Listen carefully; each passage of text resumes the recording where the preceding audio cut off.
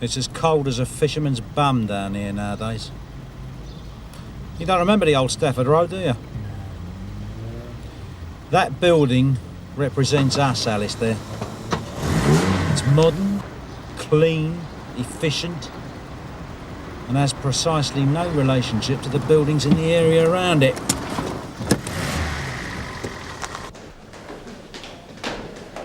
Well, it smells like a police station. It smells like a pox doctor's waiting room. They pump the smell in through the air conditioning. Kills the Legionnaire's disease. Oh, I see things haven't improved. You're still here, Jeff. I thought things improved when you left, Frank. Well, it did for me. Do you know DS Greg? Yeah, you're with me. Yeah. Good. Will I catch you later? Yeah, right. What are you doing here? Just been made sergeant. Yeah? I didn't know you'd had the operation. No, I'm only kidding. Congratulations. See you later. That bloke never knows whether it's Shrove Tuesday or half past breakfast time. Joke. All the good officers are gone. That's why they brought in that pair of foot and mouth. Here we go. Ever since I was a young boy, I played the silver ball. From Soho down to Brighton, I must have played them all, but I ain't seen nothing like it in any of... Come on, you scumbag.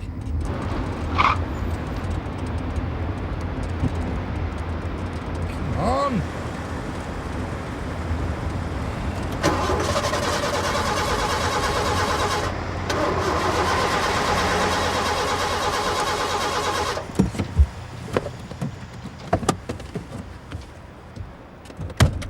Providing we undertake to promote an intentional structure of managerial coordination between, say, ourselves and Sunhill. I'm sure I needn't explain to you the importance of this within a structure of proactive policing. We all understand what that means. Frank? Oh, yes. And these regular meetings for officers of various ranks will hopefully help to create a system of communication and liaison. Cascading of information down to lower ranks should be a natural consequence of this regular interfacing with obviously beneficial results.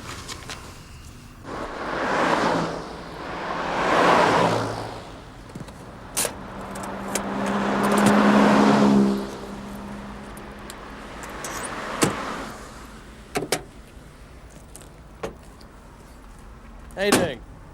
Fine. Yeah, fine. You the driver of the vehicle, sir? Yeah, unfortunately it's broken down. Would you like to move it for us, sir? Why, is there a problem? I don't think so, sir. If you'd just like to move the vehicle, it's causing an obstruction. It's broken down. Well, let's see if you can give it a push then. Put the keys in the ignition, will you, sir? What for? You'll find it helps to release the steering lock, sir.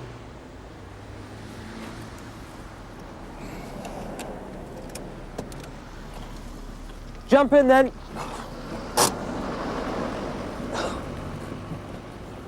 Can I see your driving licence, please, sir? You must be joking. Look, I'm in the job. Do you have your driving licence, sir? Are you trying to wind me up? You haven't been drinking, have you? I've had one. You wouldn't mind taking a breathalyser, then? Are you asking me to take a breathalyser? That wouldn't be a problem, would it? I know what this is. Look, I ain't going to take no breath test. I wasn't even driving. I require you to take a breath test, sir. Sir! I'd like you to blow into this device, please. No. You refusing? No, I'm just thinking about it. I don't need to remind you, sir, that failure to take a breath test is an offence. Sorry. All right. Now, I'm going to ask you one more time, sir. Take 3 deep breaths.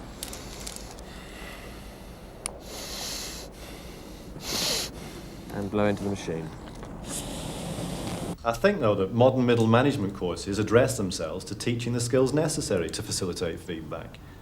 Well, I'd suggest that more time be made available for certainly detective inspectors and the like to attend these courses. I agree with David. User-friendly is another term we use a lot at Stafford Road. Community policing relies on internal and external cooperation and communication.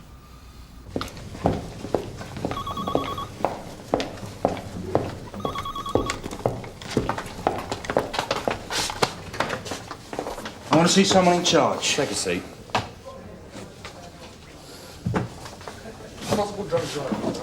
Okay. What have you done you for, mate? Don't worry, mate. You're a bunch of pigs, a lot of them. Can't believe it. I'll have to tell Inspector Webber. Look, couldn't we go back outside and sort this out? There ain't no point in begging with them. Oi, you! Shut up. Yeah, you've got to take a lick on All right, lad. Shut your This way. mouth, all right? Thank you. Right. We're going to have to go through the procedure with you, the 116, you understand? Look, I don't want to cause any waves, but I'm sure the officer is fully aware that technically I was not driving the car. The officer asked me to move the vehicle. I did so. But at no point was the engine on or was I seated behind the steering wheel. What's your name, officer? Jim Carver. I'm a DC at Sun Hill. Look, can I speak to my governor? He's here in this station. D.I. Burnside. I know where he is. Well, could you get him for me? Please.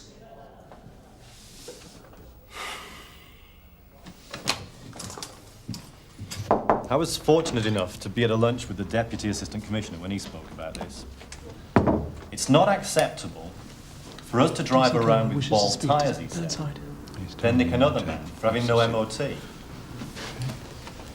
Well, I think we've got to be honest with ourselves and admit that there are quite a few bald tyres about. But with an interchange of DC information, Carver wishes to speak and to you. above all, He's downstairs in the an custody avoidance suite. of petty rivalry, I've got to go. we can get Jim's ourselves downstairs. back on the road. Where's he going? Carver's downstairs. He may have a lead on the gang, I don't know. Excuse me, sir. Something's come up. Well, it's nice of you to come, Frank. Frank's close to arresting a heroin gang. I see. Single-handedly, no doubt. You've informed the Chief Superintendent. Why do you want to tell me all this? You're the Don't duty worry, inspector, mate. sir. I You're thought you doing should us a know. burglary, All right. but So I ain't why got no wasn't it all proof. sorted out on the street? Yeah, That's what I but said. it is stuff in his back garden. Who's the arresting officer? Horden. Yeah, well, that explains everything. You send Horden to see me. Right, it's by the book, I'm afraid. Detention room. Leave the door open. Okay, you two. Jim, I want to see my governor. carry on. What is this? He's failed the breath test. What? He's been arrested. Carver? I'm sorry. He's failed a breath test. What an idiot. We're waiting to give him a blow on the big one. Is it on paper yet? I've got these two to do. Cheers, Steve. Look, there's any possibility I can have a word with him. He's in custody, you understand. But yes, you may speak with him. You're a Trojan. Okay, you two inside. Jim, what's going on? I was just doing my job, Gov.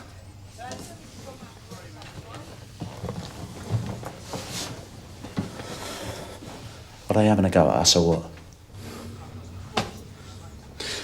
I broke down on the way to the bird's nest. On the way back, I stopped at the car to pick something up. Some bonehead pulls up and starts putting the bite on me. I move the car 10 feet, not even that, and he starts giving me this cock and bull story about a breath test. It's absurd. What, you never drove the car? No, I was steering it, that's all. You did inform the station when you broke down. Well, I was going to, but I had to be in the pub. You were supposed to do that, you idiot. I shouldn't have to take a breath test. You shouldn't have been drinking on duty, strictly. Oh, great. In the bird's nest, I would have stuck out like a white zit drinking Brit 55. Well, you didn't have to get out of your mind. I'm not out my mind. I had 1 pint. Look, I knew there was no chance of driving anywhere. That I was working for us. Oh, I was out of my brain for Scannell. That's going to sound good. Right, thank you. Yeah, did you get any information? No, nothing urgent. What do you mean, nothing urgent? Well, nothing as urgent as this. I was not out my brain. What are we going to do, Gov? You should never have let yourself get as far as a breath test. Look, failure to give the breath test is an offence. Listen, if this goes the whole hog, you better get ready to face the hangman, Jim. This is a sacking lot. Jeff, Yeah. I would. Yeah, I know what you heard about, Frank. Yeah, I bet you do. So what are we going to do about it? Look, the boy's been a prat. He's got himself into a silly situation. And quite frankly, I'm surprised at him. You got time? I've got a moment.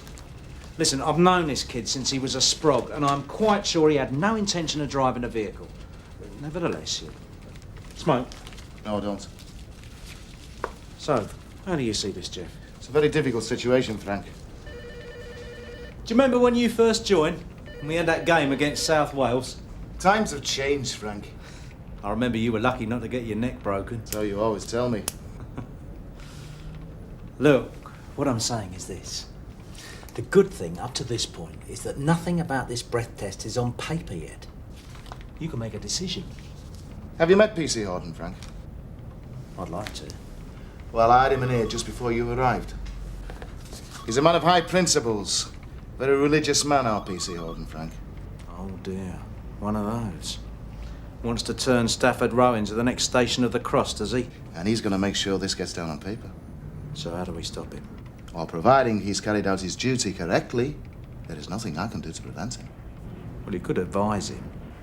I have. You don't have to accept the evidence. I haven't seen the evidence yet, Frank. I'm sorry about this, Jeff. You don't have to apologize, Frank. What's happening? Well, it's nothing to do with me. But you're going through the procedure.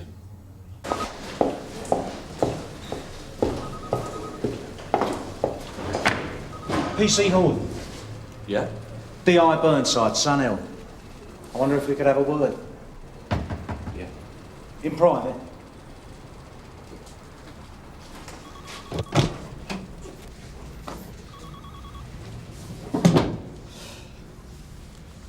Smoke? It's no smoking, sir. Oh. I was just wondering if we could sort this out. I mean, I don't know exactly what happened. Yes, sir. I was travelling in an easterly direction along Great Latham Street when I observed a motor vehicle parked... Yeah, well, what I actually want to know is what exactly happened between you and my DC? Yes, sir. I suppose my suspicion was first aroused when I asked the man, unaware that he was a police officer... Oh, so you didn't know he was a policeman? You'd never seen him before? Sir? You had never seen him before? Maybe. I don't know. I don't think so, sir. They tell me that, you're a religious man. That's right. There you go, Sage. Thank you. Right, empty your pockets. One set of keys, one notebook and pen, one radio. £4.36. A packet of cigarettes, one lighter, and one warrant card. What's your full name? James Michael Carver. Address? 116 Ashbourne Road, East 13. Date of birth? 14th of February, 1962. Have you any idea of what will happen to this officer if he's convicted? He'll be out of the job. I know what you're saying, sir, but I pulled a milkman up yesterday for the same offence. I dare say he'll lose his job too. You're talking about a year. I'm talking about forever. My boy's career, finished. Everything he's lived for, gone. Think about it. That's not my fault. Look, he told you that the car had broken down. Did you try to start the engine? No, sir. Look, with respect, sir, I've already spoken to my inspector. Now, listen, the car had broken down, and yet you made no attempt to find out what the problem was, to start the engine. Speak to my inspector. You knew this man was a policeman, and yet you still chose to disbelieve him. I arrested him, sir. What do you expect me to do? Tear out my pocketbook? Well, under the circumstances. There's my pocketbook, sir. You can do away with it.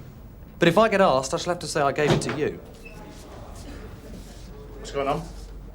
I was just explaining the circumstances of DC Carver's arrest, sir. Frank!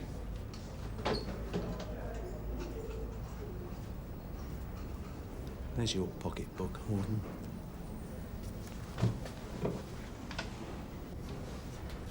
Right, now I'm going to do something about this. It's too late anyway, and I don't want you coercing my officers. They're about to do your man's 116 right now. What, it's on paper? Yeah, and it's in ink. What is this? Is this war? I mean, if you want it. Oh, that is quaint, Frank. Look, there's been a misunderstanding. That's you all over, isn't it, Frank? You want something done and you don't care how. Well, I prefer to stick by the book. Yeah, that's you all over. Hold the jackets. You know your trouble, Frank. You've always seen life through a mirror. Ronnie and Reggie, they're behind bars, and all those Fred Flintstone policing days, they're over. It's no longer good enough for the ends to justify the means. Look, don't try and get smart with me.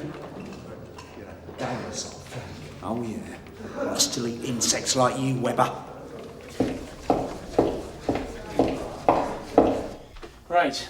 Energy 116. Okay, Tracy. You know your two lads up for burglary? The black one's got the gear buried in his garden. Well, where did you get that? Well, many years of devotion to public duty. I used to be a policeman, you know. Can I have a pee? You should have had one in the detention room. It's nerves. It's a touch of the scoots. All right, but we can't delay this much longer. Escort him to the cells for a jimmy. Don't do a runner, will you? Steve? Nothing's happened yet. Look, we've got to do something to delay this. You're joking. We've done enough already. Look, if I don't watch her, I'll be the subject of an official complaint. Look, mate, this boy's career's at risk. Horden has already done your boy for drunken charge. He's just as likely to do me for perverting the course of justice. I'll remember this. Don't get upset. Look, don't tell me what to do, pal. Some toe rag's trying to stitch up one of mine, and you're telling me not to get upset. I'm the custody sergeant here. I'm in charge. I'm telling you to keep it quiet or leave. Charles? I'm terribly sorry about your lad. What do you mean? I presume Frank Burnside had informed you. No? Oh, I'm sorry, Charles. How awkward. One of your DCs failed a breath test. They brought him in here shortly after midday. I didn't know. Don't worry about it. Everyone keeps telling me not to worry about it, which is pretty pointless, really. No, I think it's unlikely the DPP will prosecute. It's not in the public interest. That's not true. Well, anyway, I'll be suspended. Look, I don't know if you know this, but if they try and convict, there's grounds for what's known as a special reason. You could try and demonstrate in court you had no intention of driving, that you were asked to move the vehicle by a police officer. I mean, even if they allege you drove the car, which you didn't. Well, I'm glad someone believes me. Anyway, I'm hoping it's not going to come to that. Look, Horden's a new guy. He's just arrived. He's a seagull. You know, flies in, dumps on everyone, and leaves. He's after promotion. Come on, let's get this done, then you can have a cup of tea. Look, I'm just washing my face, right? I'm sweating. Listen, do us a favour, mate. Can you smell alcohol in my breath? No. You'll breeze it.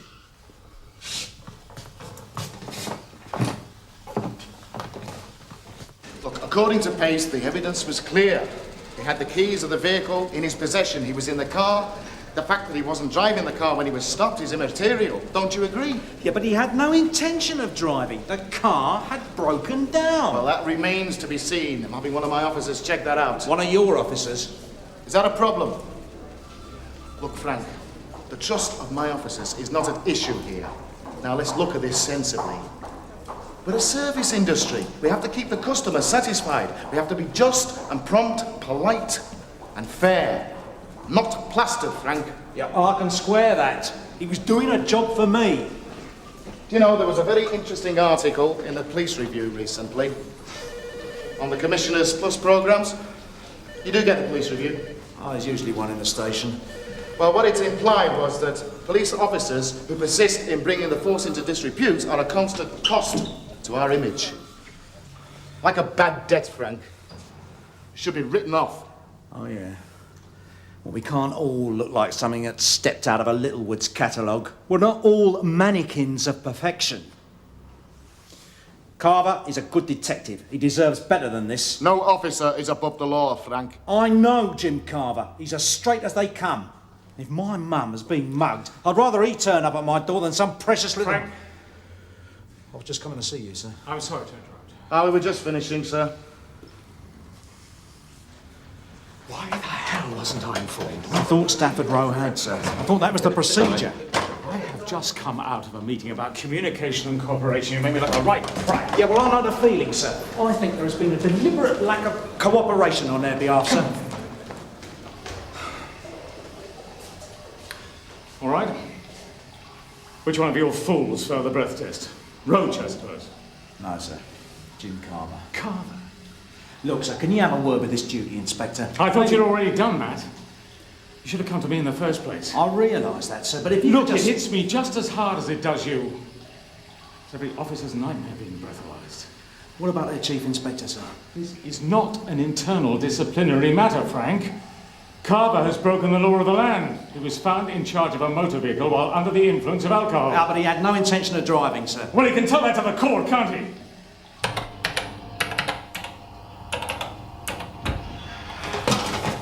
Frank, it's the way you run your department. I want to talk to him. I don't want him in here. Why not?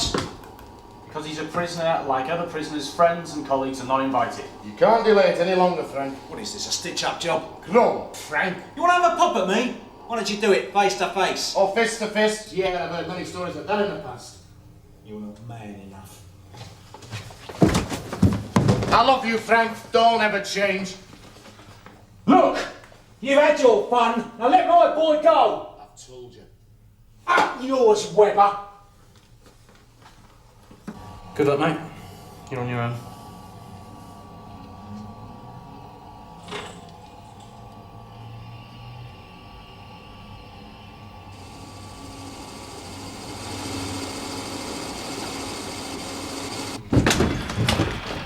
What happened? Jim! What happened? Jim!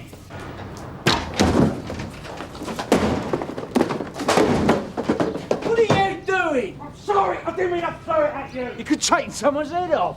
Hey! What happened here?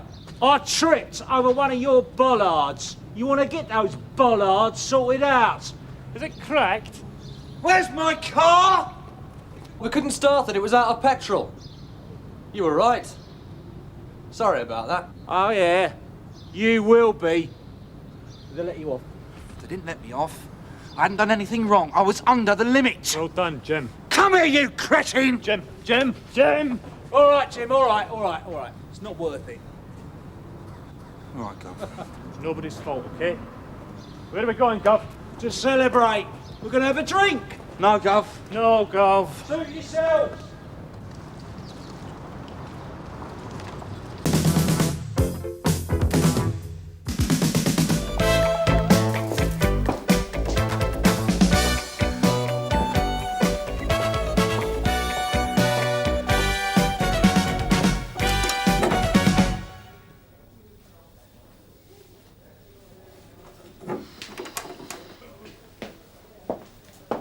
Yeah, as soon as I see him, Mrs. Lyons. Yeah, don't worry, love. All right. Cheers now. You know what? Tosh must have something going on the side. Not now, Sergeant. I'm up to here. Now, you think about his gut, Jim. Oh, no, thanks. His missus sends him off with a hearty breakfast. He stops on his way in to say hello to this floozy. I'll leave it out, Sergeant. That's why he's late, I'm telling you. His fancy bit gives him another fryer. He can't say no. Well, he pops in again on the way home for a quick one. 2 dinners. That's why he's the shape he is. Problem, George? No, it's okay. There's nothing here. What's the name? Roger Collins? Any address? Oh, Sarge says he's not local. Why would we have him on file then? Well, he's a student at the technical college, I think. Look, not to worry. It was on in the off chance. I'll just tell Tom Penny you're useless, eh? Charming. I keep telling the missus to change to the building society. There's a cracking little girl in there. And they open decent hours and all. None of this 9:30 lark. Anyhow, what's the panic? DI's in court, isn't he? Now, maybe, but not at 8:30. He was pacing up and down in here wanting a word with you. Who are you trying to impress at Harper State? Something to do with that missing cider job. That's all right, sorted. That's not the impression I got. Well, Ellison knows. Didn't he tell him? He wasn't exactly in early either. Dear, oh dear. Who's trodden your apples, Jim? Look, some of us have got a lot on. Sorry. Oh, Tom Penny rang for you 3 times. What for? Now, don't ask me. I'm only the messenger. If it's bad news, I'll have to shoot you then. Custody, Sergeant. Oh, at last. Nice to have you with us, Lines. No, don't be like that. I'm doing you a favour. Got a friend of yours banged up down here. Do you want to come and see him? Oh, no, that'd be telling. You've got to come and see for yourself. No, he'll be here for quite some time, I should think. Snide blister. You know, he's got a mate of mine downstairs. Probably Jack the lad Brunner. Jack who? Brunner. The one who nicked the cider. He should be in a nut house. Not here, if it's him. Brunner. Jack the lad Brunner. Just wait till I come. Just wait till... Morning, Tosh. Morning, sir. DI about? In court all morning. Yeah, of course he is, not to worry. Sir. Morning, sir. Morning, Lines.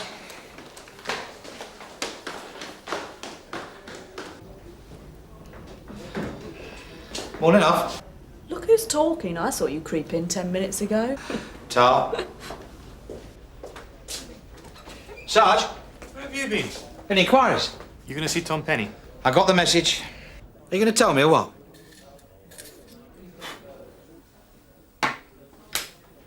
Step this way.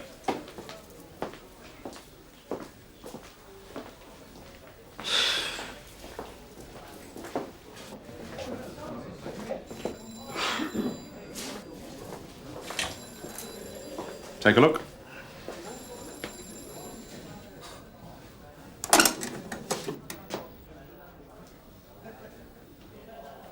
Like a lamb, isn't he? Simple drunkenness. Brought in 4:30 this morning. Standing on the highway, incapable of unfolding his legs. Wondered if you could confirm his identity. You wouldn't have asked me down here if you didn't think I could, would you? Just being thorough. Doing my job. They found his name and address on a student's card in his pocket. Your address, of course. But then you must know that.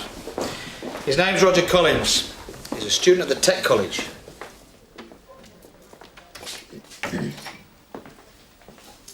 So, what do we do now? What, with him? With you, lad, that's more to the point. I wasn't picked up legless. You know what I'm getting at. He went out celebrating with a mate, something to do with his exams. When's his first review? Half an hour. What's the charge? Nice to have some manners, wouldn't you say, in the circumstances? What's the charge, Sergeant? Simple drunk, no charge, brought in for his own good. You'll be letting him go then? Just a caution, unless anything turns up. Have you looked? The usual checks? It's clean? Let's say off-white. Of course, he's not exactly your urban type, which might explain... He's from Leicester. Not used to our ways, perhaps. So you know where he comes from, then? I should do. He's been staying with us long enough. Thank you, Lines. That's what I wanted to know. Staying and paying, or just staying? You want to know if he's paying rent?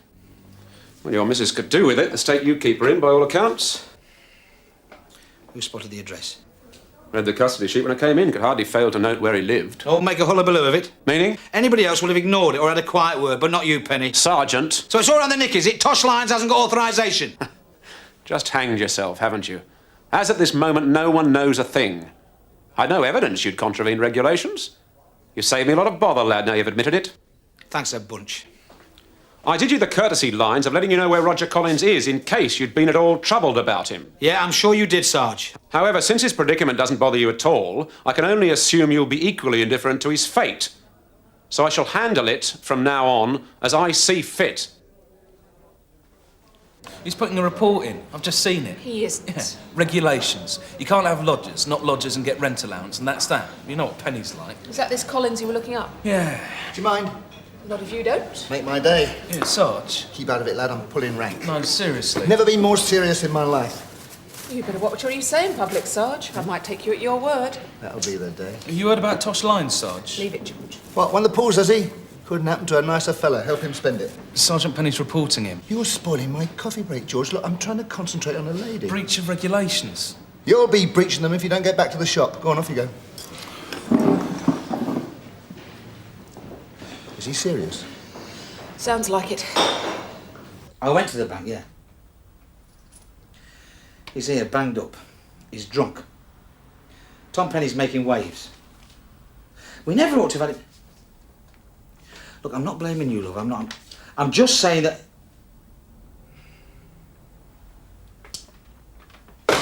What's the matter? We got this lad staying. The missus took him in as a favour. Yeah, you told me months ago. Thought he'd have gone by now. I didn't get permission. What to do what? Give him a roof? To take a lodger. We're buying our own place. I'm getting rent allowance. You can't take a lodger without top brass approval. I didn't think it was worth the hassle for 3 months. I mean, by the time the paperwork was through, he should have been back home. So why wasn't he? He failed his finals, didn't he, eh? So we had to stay on and take him again. Well, how long have you had him? Year and a bit. What's it got to do with Penny?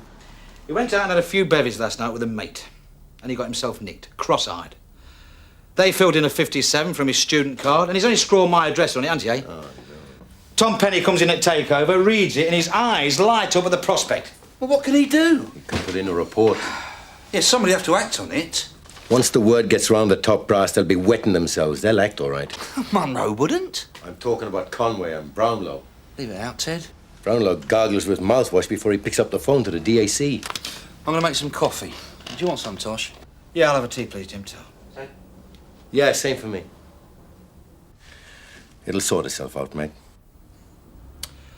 Yeah. So why didn't he get permission, the idiot? They'd never have said yes to a student. I mean, come on, would you? If he was clean, yeah. He is he? I don't know any more than Kathy told me. But anyway, Bob, you need approval first. It's no good writing in afterwards and saying, oh, by the way, I've got this grass-smoking, foreign-looking red lodger. Is that OK? Oh, talk of the devil. Do you mind, Ollis? Have a quick word, son. Some other time. Is Andy in the picture? Look, it's important. It must be. It's about Tosh. We're going to have a word with Tom. Look, what are we going to do, Sarge? I don't like to see mates in trouble. Hang on, I'll come with you. Best way at the moment, I say, Reg, is to keep this shut. We've got enough of these, haven't we, Sarge? Always keep 200. Right. Tom! Ah, Bob, just the man. Can you hold the fort? You got a couple of minutes. That's all it can be. Order that up pronto, Garfield. Yes, Sarge. Selling or borrowing?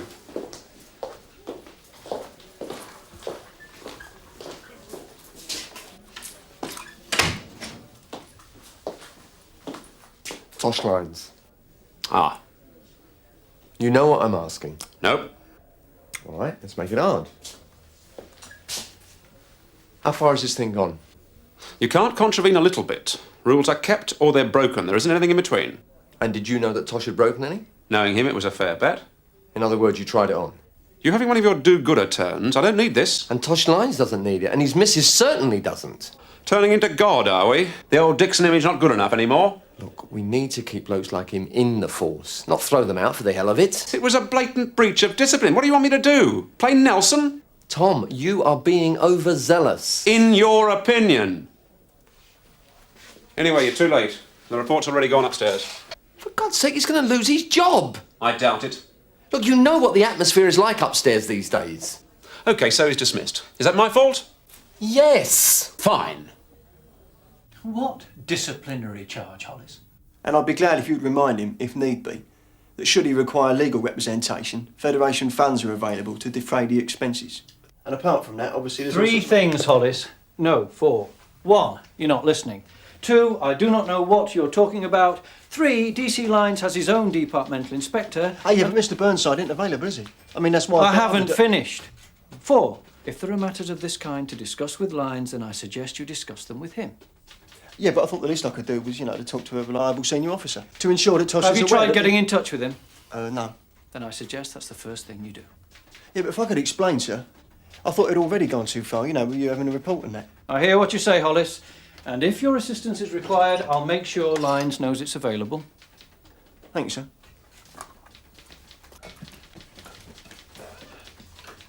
Sergeant. Sir? You want to shout? No, sir, just checking the beats. Everything all right?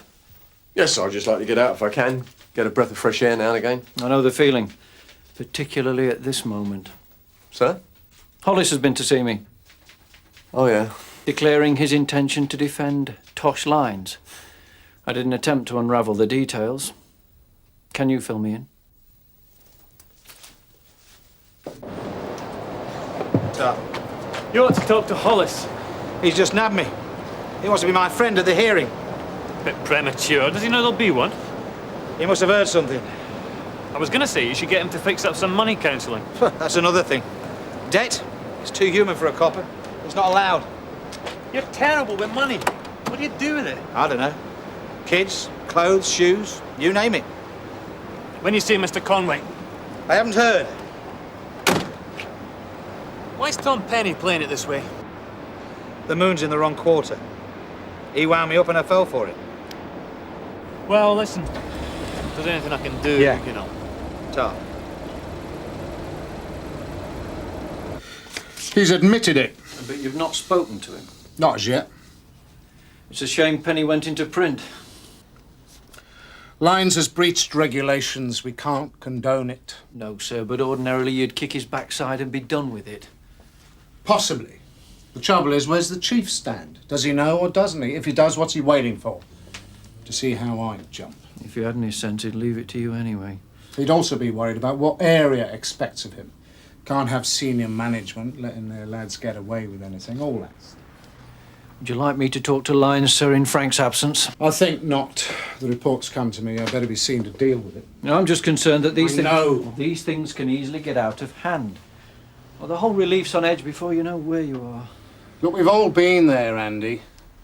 What you've got to remember is that Areas Antennae won't miss this.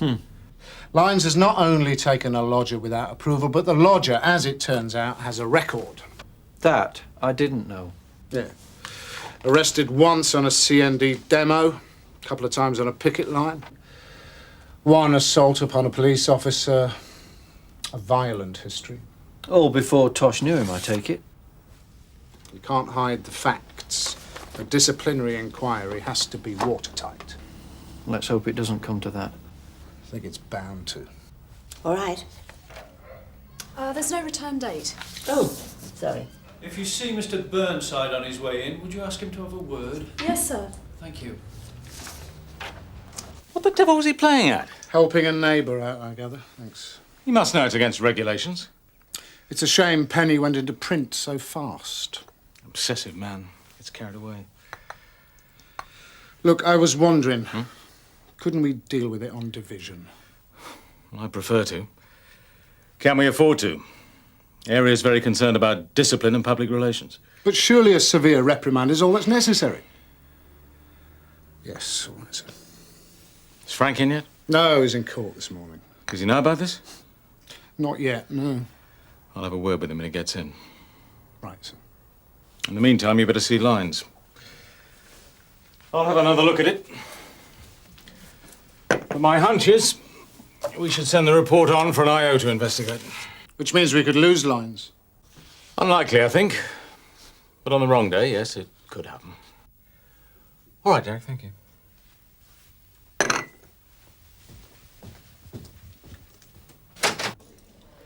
Right, Mr. Collins. Sign here for your possessions. You can be on your way. Thanks. I'm sorry, you know, for all the trouble. I was a bit out of order last night, I think. I don't remember much, but... You seem to have slept it off all right. Keep out of trouble in future. Best idea is not to go passing too many exams. Is this Sunil? It is? Any reason? No, I just... Well, someone I know works here. Well, you better not tell me who it is. He may not be too happy to hear about you. No, right. Show Mr. Collins to the tradesman's entrance, Garfield. Make sure he gets off the premises safely. Sarge.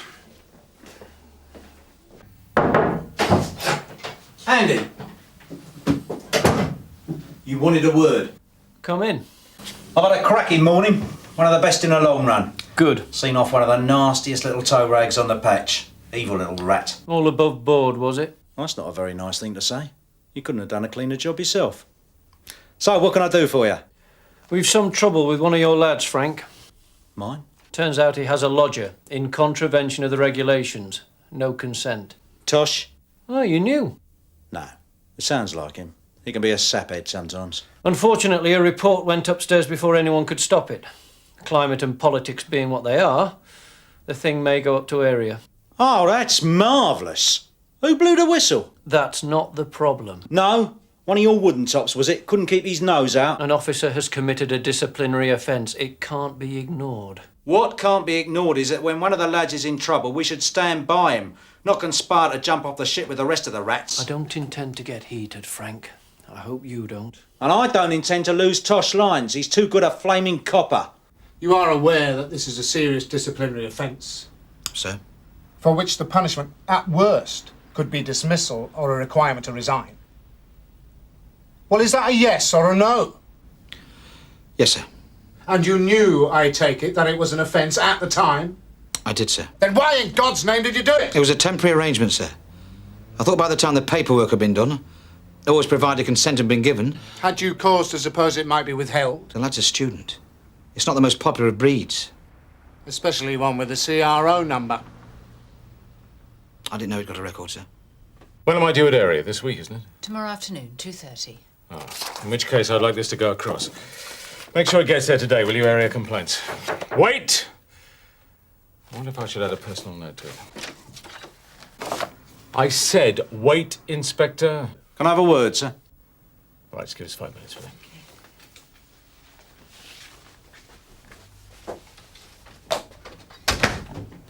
This had better be urgent, Frank. I just heard about Tosh, sir. You heard what I said. If you'd have been here earlier, you'd have been consulted. As it is, you'll have to wait.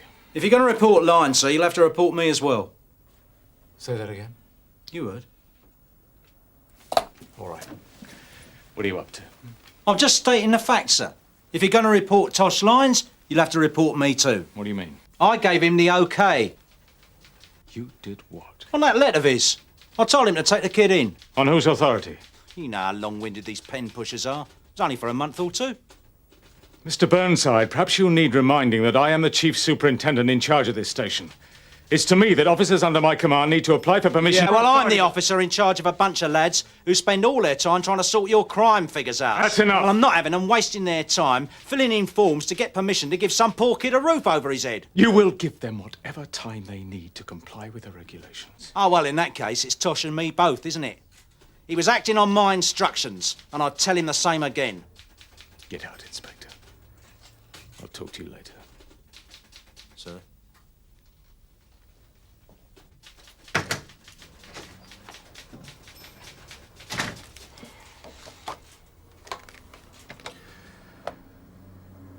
Ask Mr. Conway to come in, will you, please? I cannot allow a DC to undermine station discipline. If one offends, we all offend, Lyons. That's how it looks to outsiders. This has got nothing to do with anyone else, sir. You know damn well what I'm talking about. The damage you've done to morale must already be measurable in cost terms. There's no need for other people to get involved. They're already involved, Tosh, whether you like it or not.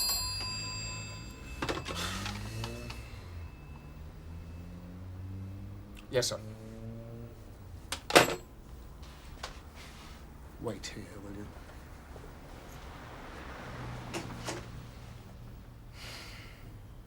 Was it your intention to stir trouble for Lyons? Not at all, sir. Only to seek his help in dealing with Roger Collins? Correct. Think carefully, Sergeant. Sir? I'm asking you to consider your answer. I intended to let Collins off with a caution. I simply informed Lyons of the facts. In which case you acted, Penny, as an accessory to a disciplinary offence. That's very serious. Oh, no, sir, I'm not having that. Did you or did you not suspect that an offence had been committed? I had to be sure, sir. But you just said you weren't concerned about it. Only about the prisoner's situation.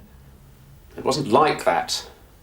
As soon as Lyons admitted... So you were testing him? In a way, sir, yes. Then, once you'd confirmed your suspicion, why didn't you come straight to me? And if you felt obliged to put it in writing, why send it upstairs? Mr. Conway would have to see it eventually. I don't like underhand dealings. We use established procedures. My reports go to the Chief Inspector. Your reports come to me. If this goes further, that's how I shall deal with it, Sergeant. Correctly. To lose a good DC's bad enough. To lose a DC and a DI is just too much. In the circumstances, I'm going to leave it to you to deal with, Derek. Right, sir.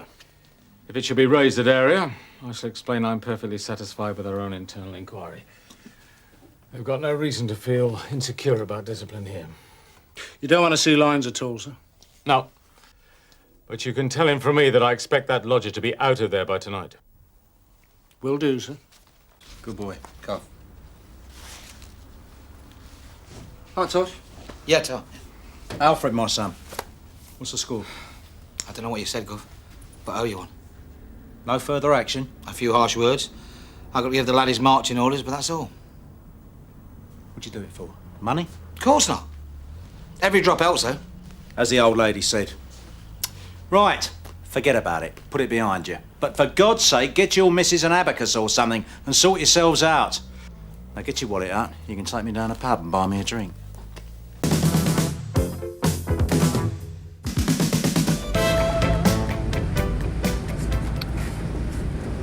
What do you reckon? Sunlight Street? Yeah. Yeah, why not? And round by the arches? Bit of refreshment? Got a flask? Right, Sarge.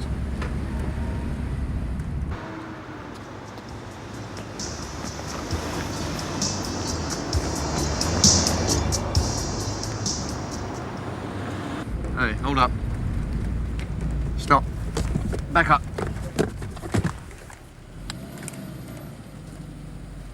Bit more.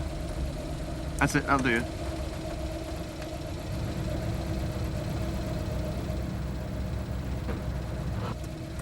You're all right, go on. Yeah? Yeah.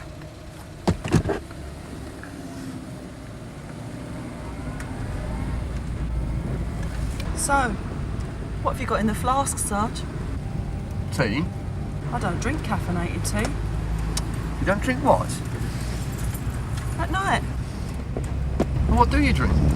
At night? Herb tea. You'll get herb tea.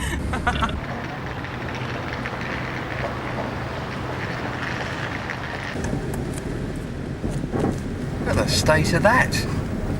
Should give her a pull. Yeah. Get alongside her. Need any help, love? I said, do you want any help? And it's a pretty dodgy area, you know. Especially at night. So what do you want? You want to see what's in my case? Is that what you want? No. All right, search the sodding thing. Look, no. It's just knickers and shoes, right? You won't find anything else in there, darling. Knickers and shoes. My knickers and shoes. Because I'm not on the game, I'm not on a thief, I'm not knocking out dope, right? I've got addresses. Fine. All I'm saying is that you can't stand here.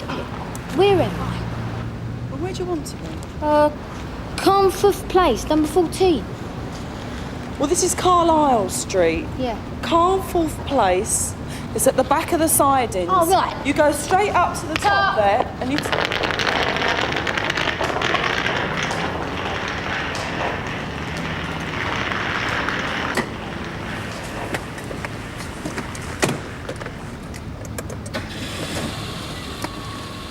What was that all about? Knickers and shoes.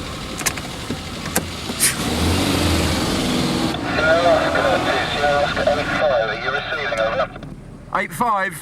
I'm trying to find someone in the vicinity of Bank Street, 8-5. Can you help her? Yeah, we're just about to turn into Vaughan Street. We'll deal. Thanks, Sarge. I've got a report of a disturbance at Crockford House, Bank Street. Objects being dropped into the street, over. What kind of objects? That's all the information I've got, Sarge. Sorry. Watch it! Watch it! Look out! Don't be crazy. Look, I told you once I want you right back over there. What's his name? Charlie. Charlie?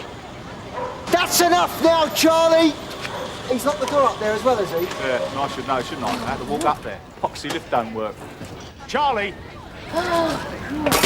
What's up? Ease. You won't come down. What is it, booze? Nah. Rough trade gone wrong, Sarge. His boyfriend's been out gallivanting once too often, apparently. So he's dragged all the gear from their little love nest up onto the roof. Yeah, and he's been throwing it overboard bit by bit. What about the door to the roof? He's locked it. What about the boyfriend? Has he tried talking him down? Nah, he don't want to know. I could bust the door in up there. Yes, I'm sure you could. What about tact and diplomacy? Do you remember them? Just about. Yeah, we'll try using them. Talk him down. You got all night. Yeah, but this lot want to get back to their beds, Sarge. We want our refreshments. Patience, Anthony, is a virtue. Oh, yeah? Try using some of it. Sarge! Right, come on, bust the door down. Stupid Burke. Pillock. Hope you're talking about Charlie. I am, yeah. For the last time. Because nobody else is talking about Charlie. Not anymore. Not if they can help it. Nobody wants to know him anymore. I mean, everything's gone, smashed. And I bought most of that stuff. So what's your name? Harry. Do you know, bloody thought the world of him. Once. But not these days. He's out of his head these days. Nobody can get near him anymore. Not these days. So why is he out of his head, Harry? Is it drugs or what? Now, why is it always drugs with you people? I don't know. Why don't you tell me? He's out of his head because he's old. Some of his oldest friends are dying on him. He's 50 and he's old. He looks it, he feels it and he knows it. Looks ancient.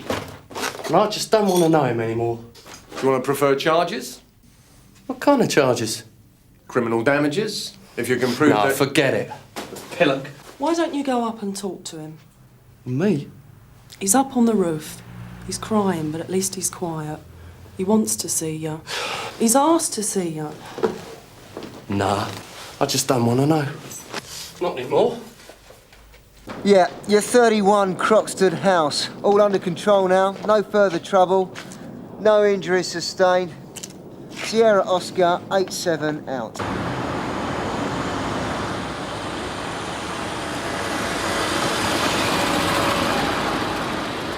I mean, a fridge and a 6-foot wardrobe are more than just objects. When they're thrown from that height, they're more like bloody missiles.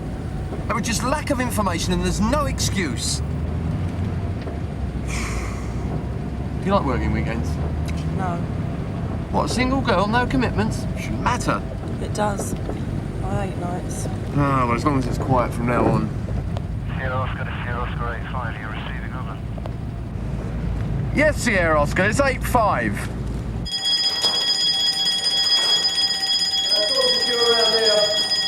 Must be a fault. Oh, I must admit, when I come on duty tonight, I thought, I don't know, I've got a feeling it's going to be a tricky relief. Why? Oh, I don't know, just a feeling, you know, that blind instinct. Don't you get that? No. Oh, yeah, it was when we went down Vaughan Street. Remember when I asked you to pull back and I shone my torch and that rubbish? I thought, hello, something's wrong. It's going to be one of those nights. Instinct, you see. Blind instinct. But your instinct was wrong, wasn't it? There was nothing there. Yeah. Well, that's the trouble with instinct sometimes. 85 to Sierra Oscar. Go ahead, 85. Yeah, Ken, that alarm on Baker's Parade. There's no sign of forced entry.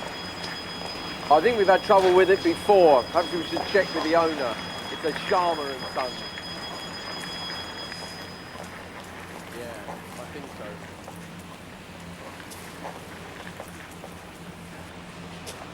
What happened to Carnforth Place? Where? You were looking for it, remember? Oh, yeah, I was. Only there was no one in. There was no one there. It's me again. Excuse me. Do you mind telling me your name? Sharon Short, why? Where do you live, Sharon? Harlow, in Essex. I'm just visiting now. I'm visiting friends. Well, what's that? What's this? It's a list. It's a list of people. List of friends. And where's next on your list? 34 Fording Road South. Fording Road South? Well, it's that way. About 1 3/4 miles. Oh. Tell me something, Sharon. You're not trouble, are you? Me? No. Yeah. Come on.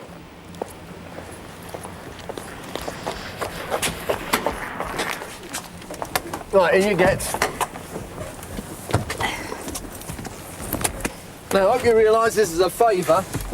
All right. This is not a happy hour cab service. Right.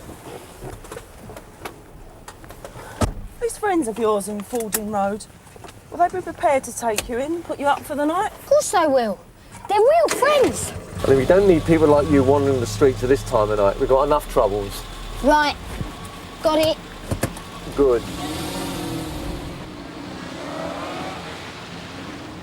I've never seen her before in my life. Yes, you have. I haven't. I don't know her.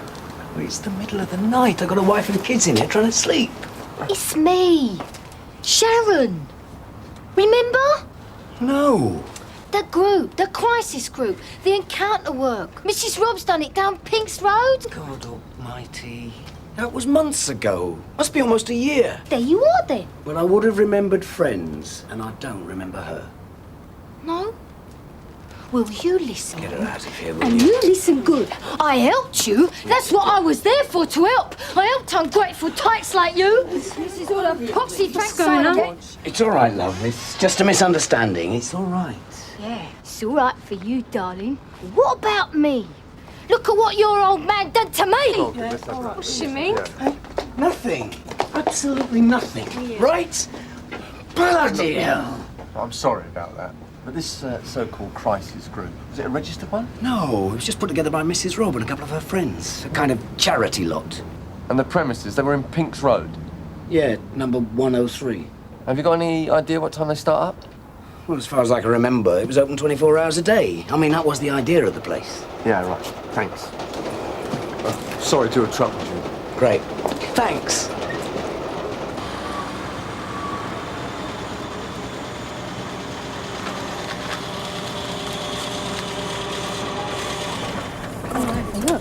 Let's have a look. I think we better have the torches, Viv. I don't believe it. This Mrs. Robb, she lived here? What? Oh, no, she just used to Don't. come here. Her and her husband. He used to help, but she ran it. And this address is on the list? Oh, no, I never knew her address. She never told no one. Well, does Mrs. Robb have a private telephone number? I don't know. We better have a look.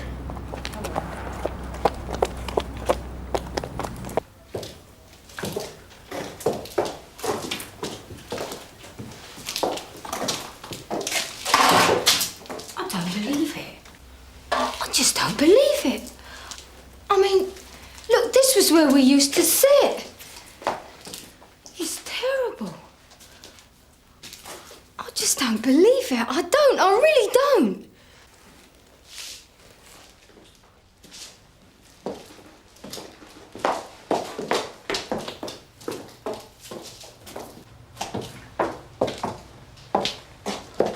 Mrs. Robb's office. That was down there.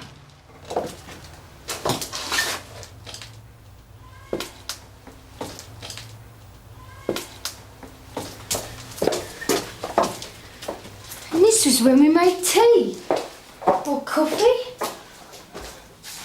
Sometimes there was biscuits. I'll be back in a minute. Right, Sarge. It's terrible. All this. It's really terrible. Well, I expect they found another base somewhere. That's not the same, is it? This is what matters. This place. Home address, Harlow in Essex. So I want any information on missing persons for that area, and a CRO check would be handy. I also want any information that we've got on a Mrs. Robb. She used to run some kind of private problem group centre at 103 Pinks Road until about, 8 or 9 months ago. Throw that out there, will you, Viv? There you go. So this is what you do all night, is it? Sit around drinking tea? Yeah. That's what we pay our rates for, is it? Sharon, Yeah? I want to ask you one or two questions Oh, yeah. about yourself. In Harlow, who do you live with? Do you live on your own? No? So who do you live with? Me mum and dad. When I am at home, that is. I mean, I move around a fair bit, working and that. But I'm at home now. For a while. So what sort of work do you do? Waitress work. And were you waitressing when you came to live here, in London? When? When you were helping out with that group work? Oh, yeah. But what is all this? What are all these stupid questions? Can I have some toast, please? It's coming. Look, Sharon, you're a bit of a liability. Wandering around the streets this time of night. Me? Yeah. So we're going to have to get you settled, aren't we? There's 1 or 2 hostels. Hostels? Oh, I'm not going to no hostel. Nobody talks to you in hostel. I've got friends here. I've got addresses. These people, they said to me, and I'll never forget it, they said, you have helped us, so you come round and see us any time, they said. They did. They said that. Let me have a look at that.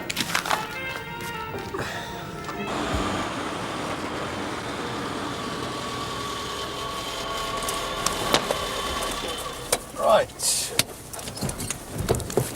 How did you get? Viv? That piece of paper she's got, the list. Yeah? There's only about 80 names on it, would you believe? That many? There couldn't have been that many people in a group. Yeah, I know. Perhaps they booked Wembley Stadium. 0 Oscar to 85. 0 Oscar to 85. You're receiving over? Yeah, 85. Well, there's got to be someone there, isn't there? I mean, look. Would you mind waiting over there? Over there? All right. Thanks, Ken. Scannell Police here. Scannell Police here, Mr. Grant. Trouble, is there? Is there trouble? No, it's all right. It's all right, love. Come in. Hey. Okay.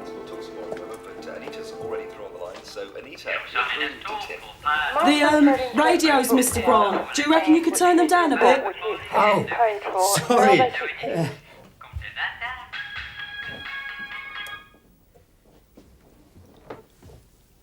I got done about 9 or 10 years ago. Maybe you remember. No? Oh, never mind. You mean you were burgled? Yeah, they come in through the back window, stole things, wrecked the place. They smashed everything. They was never caught, you know. See, it's not what they thieve, is it? It's what they do to you. What they do to your home. So I leave these on these days. This lot. Been left on ever since. What, for nigh on 10 years? Yeah? Mr. Grant, do you know a girl named Sharon? Sharon Sharp? No. Only she said she's a friend of yours and she needs some help. Friend of mine? Yes. Did you ever go to a group centre in Pinks Road? Yeah, I did go once for a little while. Sharon? Why? Hello, Mr. Grant. Well, remember me? Yeah, I remember her. I don't like her. Nobody liked her. What's she doing here? What's she doing in my home? What am I doing here? I'll tell you what I'm doing here, you stupid, pathetic old git! All right, I've had just about enough of you for one night. Understand?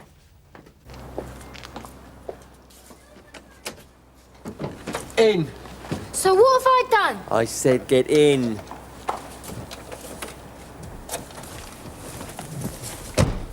Now, before we go any further, is there anything you want to tell us? About what? Well, how about yourself? No. There's nothing really to tell about myself. Or what about your parents? My parents? Oh, there's nothing really to say about my parents. Well, are they kind? Generous? Would you describe them as your friends? My parents? No. Never. No, you won't be needing that. What? We're going to choose the next address.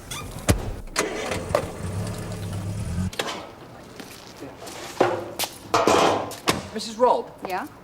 Scannell Police, Sergeant Cryer. I know it's late, but I wonder if you could help us. Oh, sure, if I can. Would this mean anything to you? Yeah, I suppose it would. Where'd you get it? From someone called Sharon Sharp. Sharon? I thought she'd gone back to Essex. Oh, not anymore.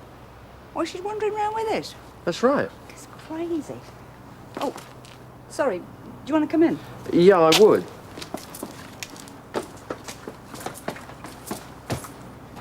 Before you ask me what I'm doing up at this hour of the night, the answer is I don't sleep. Well, hardly. Couple of hours here and there. So, Sharon must have helped herself to this. God knows why. Well, she said they're her friends. She wouldn't know these people. 3 or 4, if that. Only a couple of people? Yeah. She said she helped. She said she helped to run the place then. No. No. She'd like to think she did. She'd volunteer for everything. She'd make the tea, she'd do the notices on the board, she'd organise the paperwork. No. She came as someone in need of help. Anyway, I don't think she was part of the group for that long. Well, it must have made an impression. She's left home to find it again. No. Sharon Sharp's been living home with a suitcase since the age of 12. Nobody there worries anymore, and nobody there cares, because she always comes back eventually. Oh, thanks. She can't hold down a decent job, she can't hold down a decent relationship at the age of 26, whatever. There's only 2 things she's good at, packing a bag and telling lies.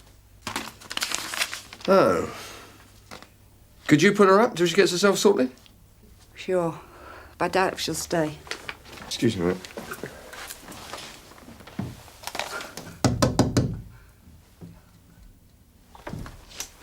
So what happened to the group? Well, my husband, who helped and was the mainstay of the group, had a weakness for criminals. Female, the rougher the better, and he eventually ran off with one. Sharon! So where are they? Where's all the people?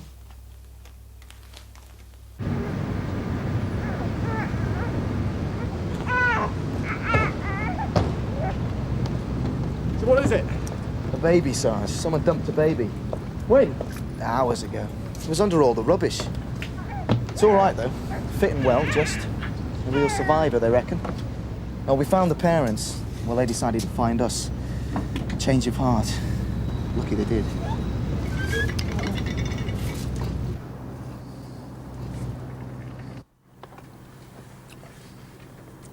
Yeah. Someone's on an early start. Sierra Oscar 86 from Sierra Oscar. Are you receiving over? 86 receiving. Could you go immediately to the Bondview Hotel, 194 Peak Street? You report from a fray inside the premises. I think we may have had this one before, Tony. Yeah, a couple of weeks ago. OK, Ken, we're going to have a look at it.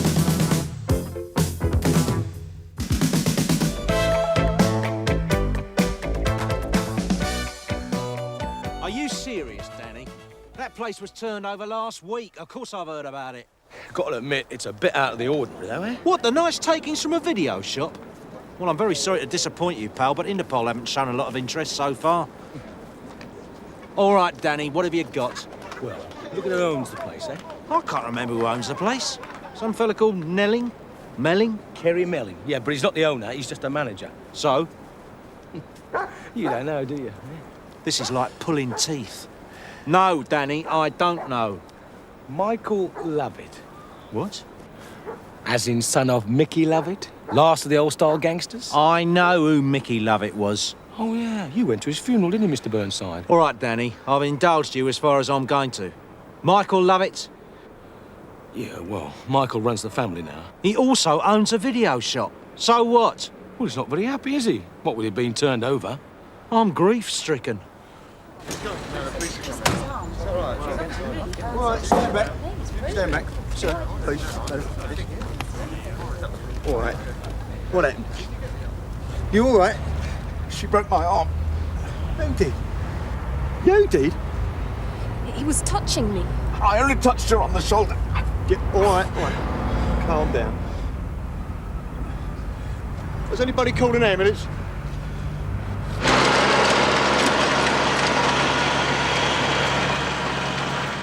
Michael Lovett wants retribution for a £300 robbery on a video shop. You got any idea how much money that fella makes? Well, it's not the point, though, is it? I mean, he feels he's got to assert his authority. Danny, Michael Lovett is not Al Pacino. And that bunch of misfits that makes up the rest of the Lovett family are certainly not the Corleones. Yeah, well, they're not the Von Trapp family either, Mr. Burnside. But I do know this. There's a grandmother for whoever comes up with the right names. Now, don't forget, and as a policeman, I'd always say this. Summon assistance if you possibly can. Scream, shout, draw attention to yourself. But if you are alone, what it comes down to is can you defend yourself or not? Don't forget you're in, kid. Oh, great dog. That means we're only one short. Now, last week, we learned how to fall. The next step is making sure it's not you that has to. And in a surprise attack, that can be difficult. Go on! Let's start with you. Penance for being late. Let's see if you can remember how to break your fall. Go for it, kid. Remember, tuck the chin in and roll. Slap the cam. Good one. Yeah, next. Come on. Roll in there.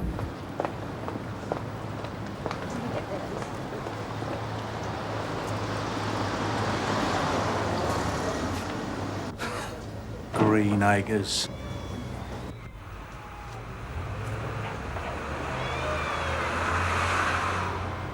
Do you mind?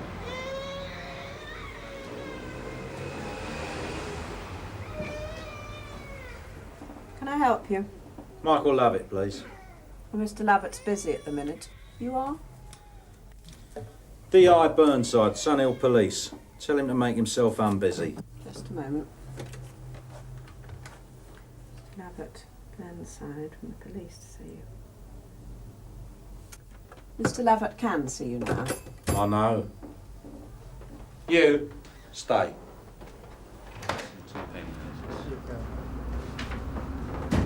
Yeah, all right, come on, we'll sort this out later, thanks. Mr. Burnside, please, take a seat.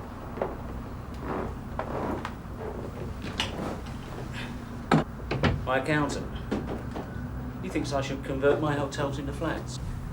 This one your flagship, is it? You can look down your nose all you like, Mr. Burnside. The DSS have no complaints. Yeah, well, I know how exacting their standards are. But no less than the Metropolitan Police, I'm sure.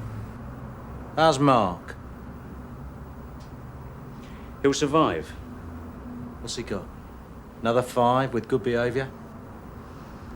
Look, Mr. Burnside, if you want to waste my time, perhaps we can do it when I'm not so busy. I do have a business to run. Of course you do. That's why I came, as it happens. Southcote Videos, Southcote Street. I'm flattered. You made an arrest? No. Inquiry's still continuing. Oh. How about your own? I'm sorry? Your own inquiries. How are they progressing? I'm sorry, Mr. Burnside, you've lost me. As it happens, I think I am wasting my time. You don't have the stomach for your old man's line of work, do you? But in case I read you wrong, know this. There's not a lot happens on this ground I don't hear about. Remember that.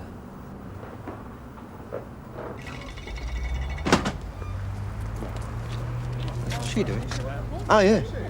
What you hitting with? Bare hands.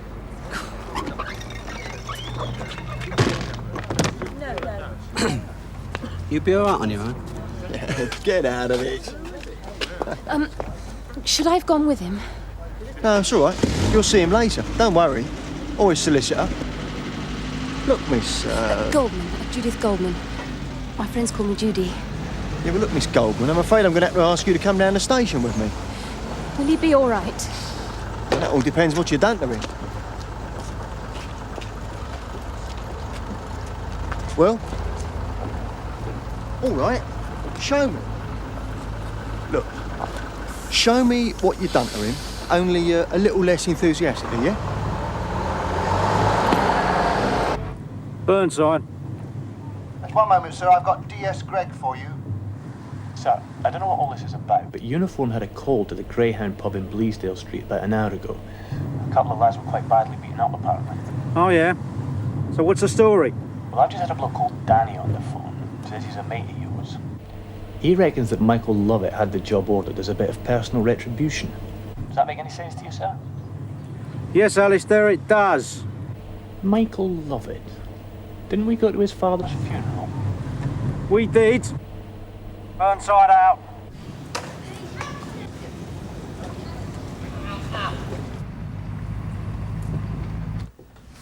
I'll be honest with you, Miss Goldman. I'd rather not charge you, but if this man has sustained serious injury, I'm going to have no choice. Sergeant, what do you think of self-defence classes for women? A good idea, obviously, but... Right. Then presumably you think it's a good idea that the women who go to them listen to what the instructor tells them, yes? Yes. And put it into practice. When the situation calls for it. But apparently all this man wanted to know was the time of the next bus. Yeah, well, I'm sure that's what he'd say. That it was all perfectly innocent. No, just a moment. It was broad daylight, at a bus stop, and there were other people in the queue. I didn't expect you to believe me. It's not a matter of what I believe. I know that you broke that man's arm. Don't hold back. That's what the instructor told me. Yeah, of course, but there are instructors and instructors. Mine's a policeman from this station. Good. Put your back into it. Remember, if you hold back, you give them a chance to recover, and then you're back where you started. That's coming on good. How do, girls? Right, Scannell, keep warm, girls, all right? Don't stiffen up. Mate. Tony Stamp. Hello, Sarge. What?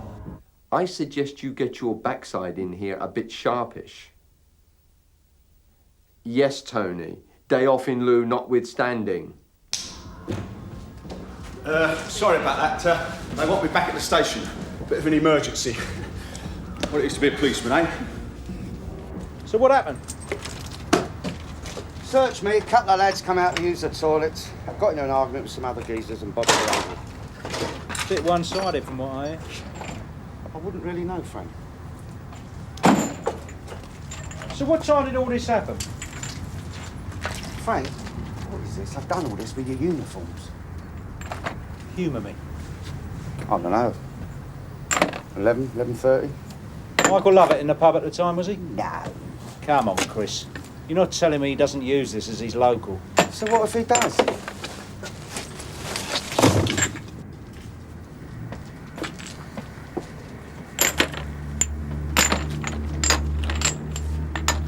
You made up your mind what time it was yet? Eh? 11 or 11:30? I don't know, Frank. What difference does it make? It was 11 o'clock. One of your regulars told us. He was in the bog. He saw what happened. He told you. So how come you didn't ring the ambulance or the old bill till 11:30? We do log the time of these calls, Chris. So why? Your witness has got his times mixed up. I don't think so. How much did he pay you? Do what? He must have made it worth your while. In which case, you become an accessory to a violent assault. Oh, leave it out, Frank. Are you really that scared of Michael Lovett? Michael Lovett? Yes, Michael Lovett. He's an animal, isn't he, Christopher? The kind that stands back and watches while a couple of his men work over a couple of kids. Oh, you're frightened of him, all right. But the question you've got to ask yourself is this. Who'd you rather have on your back? Him or me? I've done the break-in, yeah. Me and Dave. The price you pay. Only it was the wrong video shot, wasn't it, Billy? It was Michael Lovett's. And he had you spanked. Did he? Come on, Billy. Who was it? Billy.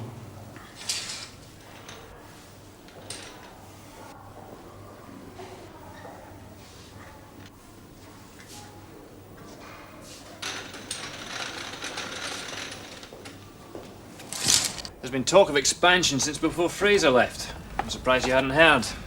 Well, I don't see why Scannell getting bigger will make any difference. I wouldn't be too sure of that. The DI certainly very twitchy about it. You sure? Well, you know the old saying. I thought dinosaurs were extinct. Till I met Burnside.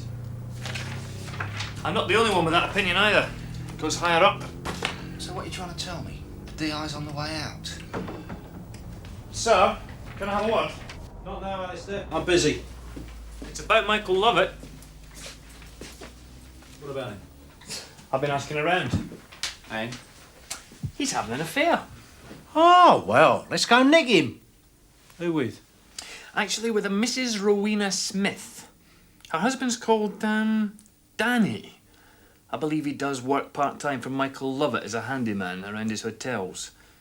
That wouldn't be the same Danny I spoke to earlier, would it, Gov? Your, informant. Jim, you got a minute? Yes, Gov. Go down the hospital and talk to those two boys. Anything you can get, understand? Right. Where did this come from? I spoke to the landlord of the Greyhound. Oh, did you? He's called Chris. Yes, I know his name. Gov, Michael Lovett is seeing Danny's wife and not making a secret of it. Danny can't touch him, he wouldn't dare. So he gets you to go after Lovett instead. That's just my guess, of course. Are you suggesting that my snout was behind that video shop robbery? I don't know, sir. Maybe he told those kids that the place was holding a lot of cash. Or maybe he had nothing to do with it, but did a bit of sniffing around himself and found out who they were. Either way, he knew. So he gives them to Lovett. And then what he really wants, Lovett to you. Right. Well, I better oblige him then, hadn't I? With respect, sir, isn't this all a bit risky? I've been waiting for something like this for months. Fella like Lovett, you can't touch him. Those hotels are squeaky clean. But this time, I reckon he's slipped up. And I'm going to have him. Bit of a chip off the old block, is he, sir? No way. Michael Lovett is not in the same class as his dad. Mickey Lovett was a villain you could rely on. Come on.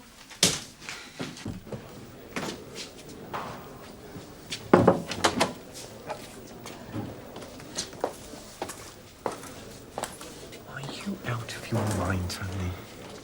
Is it relevant, that But you taught her to behave like that. Now, what do you think? Can I see her? She's in the charge room. 2 minutes. Thanks, Sarge. Hi, Judy. Wonder where you've got to. For Mr. Lesson, do I get my money back? Judy, I haven't much time. They say that all this guy did was ask you directions. Time of the next bus, yeah. Should have asked a policeman, shouldn't he? Well? Well, what? Yes, he did ask an innocent question. Except at the same time he was putting his hand up my skirt. What else Thanks, do you... Judy. That's all I wanted to know.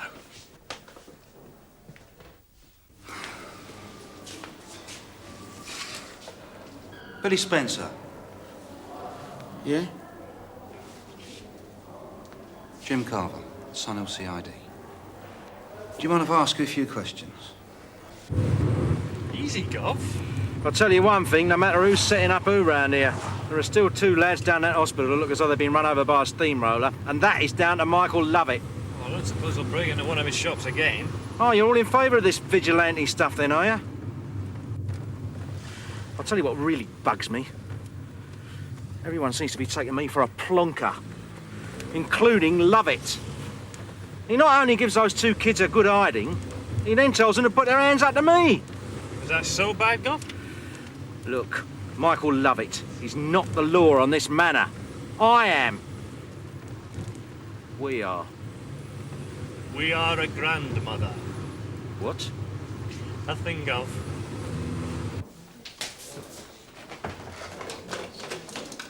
Oi, Rich. Hold on a second, mate. Oh, master. Yeah, thanks, Rich. Look, this is a guy with a broken arm. What's his name? Foster. George Foster. Why? Do you know him? Rich, I ain't got much time. Did you get his details? Hang on. Hello, is Michael Lovett there, please? Michael! Got a bit of a problem. I was thinking... Any chance of a meet? Was that really necessary, sir? Why can't we nick Lovett on what we've got? Because it's not enough.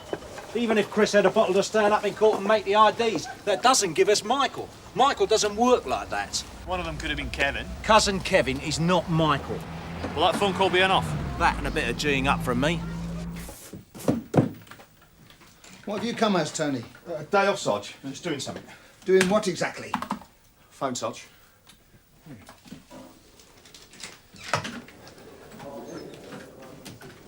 Good afternoon, Sunhill Police. Can I help you? Sorry, madam. Your dog's just done what? Hello? Sorry to barge in like this, Michael.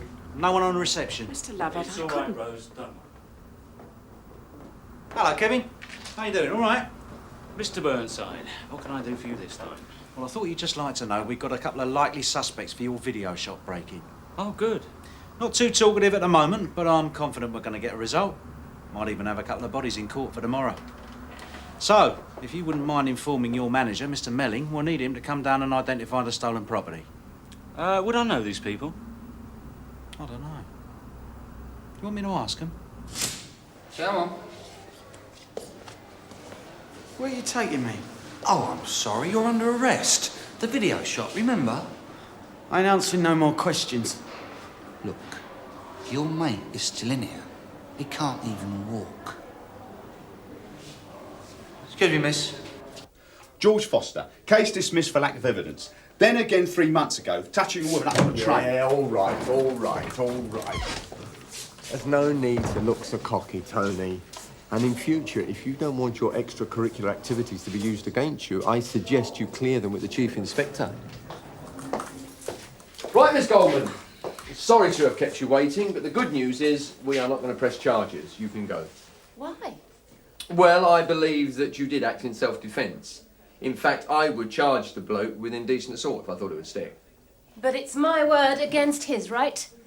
No, I think they would believe you, but he does have a broken arm, and I think the courts might feel that justice has been served. So what do you think of my instructor now? Sarge!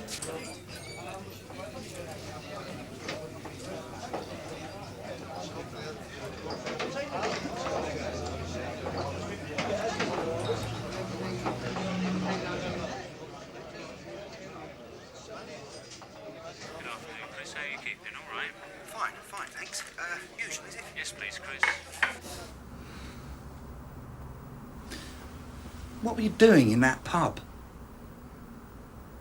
It's 3 miles from where you live. There's 16 other boozers you could have used. Why that one? Oh, come on, look, talk to me.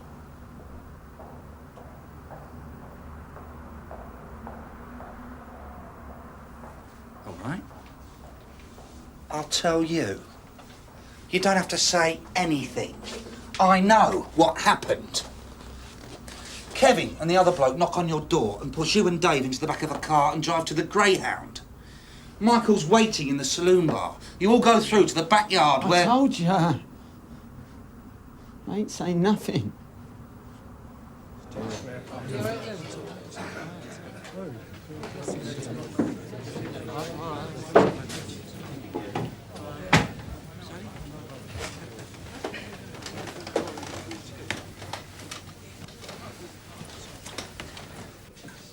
What's going on? He said he wants to talk. Give me that. I don't mind telling you, I've had it up to here. So what's the problem then? Well, it's like I said on the phone.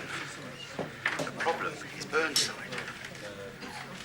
I've got him breathing right down my neck. Know what I mean? Scumbag. Yes, I heard about your spotter bother in here. I'll tell you what, if you want, I could arrange a little loan to cover the damage. That suit you, Frank? Oh, sorry, Chris, did I call you Frank? I wonder what made me say that. Little Billy keeping stum, is he? Burnside scared him off. You can see where the man went wrong. When he said he was going to G-love it up, I could see the danger signals. Really? He probably steamed in like an express train, Jim. Yeah, there's a lesson to be learned in that. Don't let it become too personal. It warps your judgment. Actually, if you ask me, I think he's slipping. And I should keep that under my hat, should I, sir? Yeah, just between ourselves. But don't worry. I won't pass it on.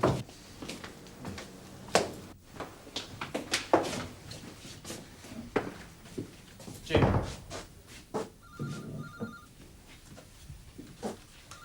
Cheers, girl.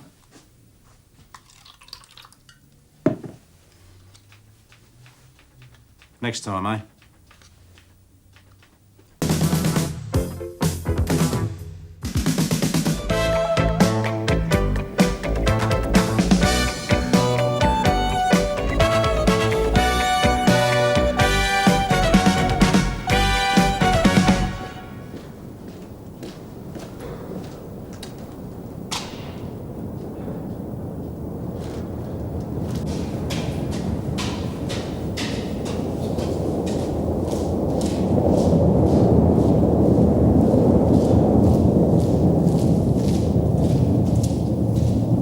I asked for Burnside.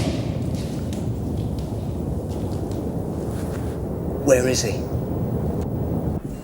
Morning, Alistair. Morning, sir. Dizzy heights, eh? 2 weeks acting DI. It's a good opportunity, sir. Yeah. What's the matter with Burnside, anyway? Bad back, apparently. 14 days of fresh air while Frank Burnside gets measured for a corset. Don't be bad, Alistair. Dennis Wheatley would lose his bottle down here. I haven't time for chit-chat, this is business. All the same, it's a bit dramatic, isn't it? Listen, the reason Frank Burnside is successful is A, he listens, B, we've got trust. I'm all ears. Well, flap them slowly and concentrate. The name Gareth Arnold mean anything to you? Go on, Alfie. Right then. There's a potential gang war on the plot.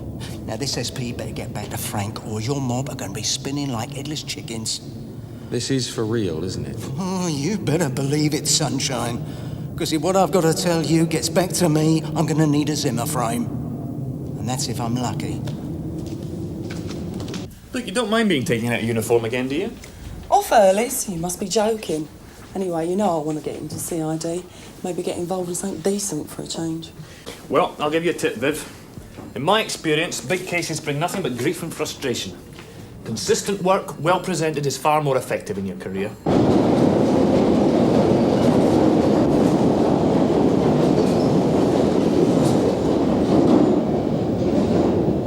Eddie Purvis pulled the Mangan job. Come off it. The full whack. For a few bits of Capodimonte. But it was rubbish, Alfie. Purvis goes for cream. Yeah. Well, this was gold top. But there was no money taken. Oh, so the wadder notes that were choking horse is a figment of my imagination? Someone's been winding you up, Alfie. 50 grand, son. Do what? You check. That would explain why he was tortured.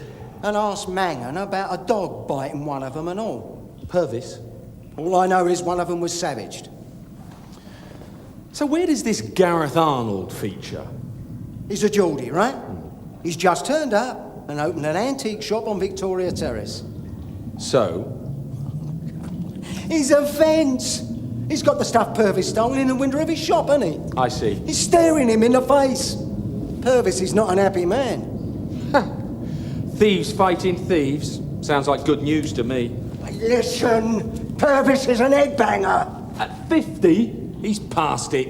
He's laid out 5 grand to all comers to do the naughties on Arnold. At last, we're getting there. Still doesn't sound like Purvis. Yeah? Well, he thinks the man is slipping from his grasp, so he's showing the young pretenders how it's done. It's going to take some ducking and diving to sort this out. If not, your governor's better order an extra supply of body bags.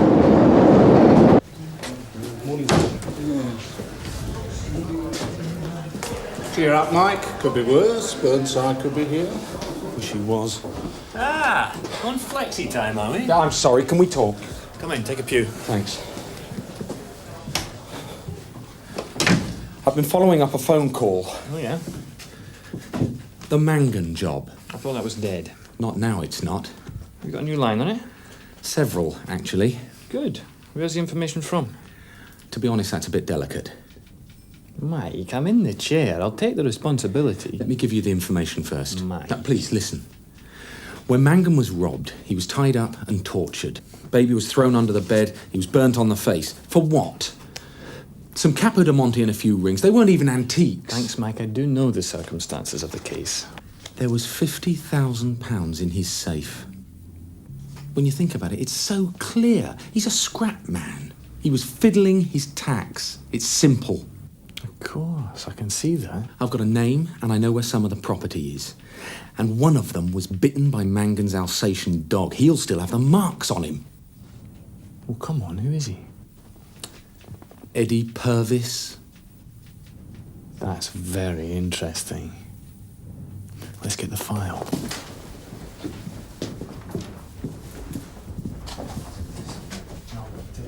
I'll take these. Here it is, yes. Here. Those are in an antique shop in Victoria Terrace, run by a Geordie called Gareth Arnold. I must say, this is looking pretty good. Now, you must tell me where you got the information from before I take this any further. Ah, well. Come on, Mike, I must have the name. OK. Alfie Dobbs. A snout. Adrian Lucas. Milk thief, sir. He's only 14, Tom. Yeah, I'm aware of that, sir. Yeah, but he's been here 5 hours. Social services, they'll have our guts for Carver. This way, Mr. Lucas. If you stop going through there, thanks. Just through here. Where is he? Yeah. This is Mr. Lucas, Sarge. About time. About time? Have you ever tried doing a full service on a Peugeot 105? No, sir. Well, don't about time me then. This way, Mr. Lucas. And if I lose wages because of that, boy? It is only milk, Mr. Yeah, Lucas. milk, but I never raise a thief. Look. No, you look. I want to talk to my boy in private. Well... 'Tis allowed, isn't it? Yeah. Come on. OK, couple of minutes. So, you want to nick milk? Father-son chat, is it? Yes, sir. Look, Mike, you know forced policy on informants. He's put plenty on Burnside's plate in the past. Well, gloss over that. And you're not Burnside. Dobbs is poison. And what's more, you've seen him without consulting me. I was using my initiative. Initiative's all very well if you're dealing with a gas meter, but this is major crime. There's a clear pecking order, and I'm not just talking about standard instructions. I mean loyalty, not just to the office, but to my rank. You should have left Dobbs to Burnside. Now I'm faced with a situation. I'll tell you what. Why don't we just go out with Brownlow and play golf all day? You be careful, Mike. He's a superior officer. Oh. Look, Sarge, we have got a chance to make a mark here. There's just the two of us in this office. I think it's important that we check this information out and do it quickly. What a mess. Do you realise what you've done? You told nobody you were meeting him. Have you made notes? Did you tape it? No, of course not. You've broken every rule in the book. Right. Desk, paper, pen. I want a blow-by-blow account. Times, dates, the lot. What now? Mike, from now on we do this thing properly.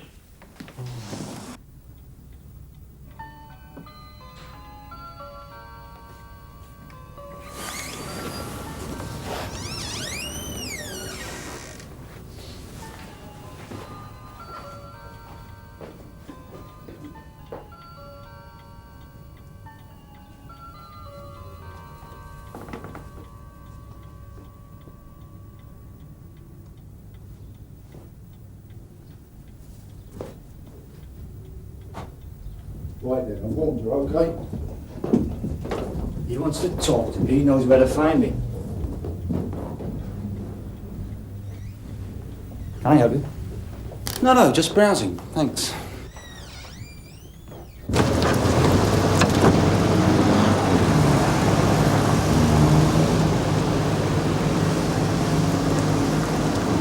Mr. Mangan?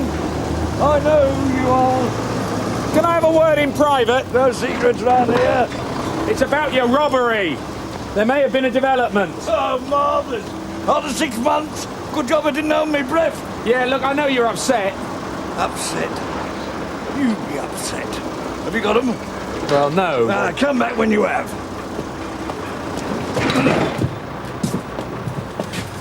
Look, I've been told there was a safe. Money, Oh? Was there £50,000 in that safe? Look, just tell me who these guys are. So I can take it there was money in the safe. What if there was? What I graft for, I keep. I'm on your side. I'm not going to go run into the tax man. All I want to know is, was anything else stolen? Well, I suppose you've got a job to do. I wasn't going to broadcast I had a safe now, was I? No, I understand that. There was a Rolex Oyster. My son brought it back from Germany. That must be worth £1,000. Why didn't you tell us about it? Because he didn't pay the duty on it, if you must know. And I didn't want the customs and excise with their big rubbery nostrils sniffing around the place, now did I? It's just the sort of stuff we should have known about, Mr. Mangan. I wouldn't have cared, but there was a nice inscription on the back. And if we'd been able to circulate that 6 months ago... Look, just get my watch back. Ah, sir, have you had time to digest Dashwood's information yet? Digest it? I've been choking on it for half an hour. What's all this codswallop about gang warfare? Well, it's only a whisper, sir. Well, it better not become a shout. You are checking it out? Yes, sir. It's all under control. Well, I want full consultation on this one. Yes, sir. I can't move for dogs attacking people. Postmen, women, children, but no Purvis. Be unlikely to use his real name? Let's be positive, Jimmy. We've got 2 more to go. Mike! All right, my shout. What are you having, Mike? Pint of Guinness, please, Viv. Excuse me, love. How are we doing, Jim? Not bad. There's 2 pieces of Capo di Monte in there, and it looks like it could be the stuff from the photographs. And there's pressure being put on. I spotted Huggy Thompson in there. Purvis's bully boy. Yeah. So everything Dobbsy said was spot on, then? So what's the problem? Oh, maybe Greg was right. I should have left the whole thing alone. Look, Greg wouldn't have tackled this on his own. He hasn't got the bottle. Yeah, I know that. But look, I want to go for this guy. What do I do? Do I go to Greg? Do I tell him? Or do I do it on my own? Look, you haven't got the time to go to Greg. And the time it takes him to make a decision, well, the stuff may have gone. Yeah, you're right. He'll want a conference, then he'll ask for an agenda, coffee, biscuits. And I'm in for a savaging when Burnside gets back. But if I go for it, I'll have Greg, Conway, you name it, all of them on my back. Look, I prefer all of them to Burnside. Look, go for it. It's about injustice, right? Robbery, a beating, people getting hurt. It's also about my career.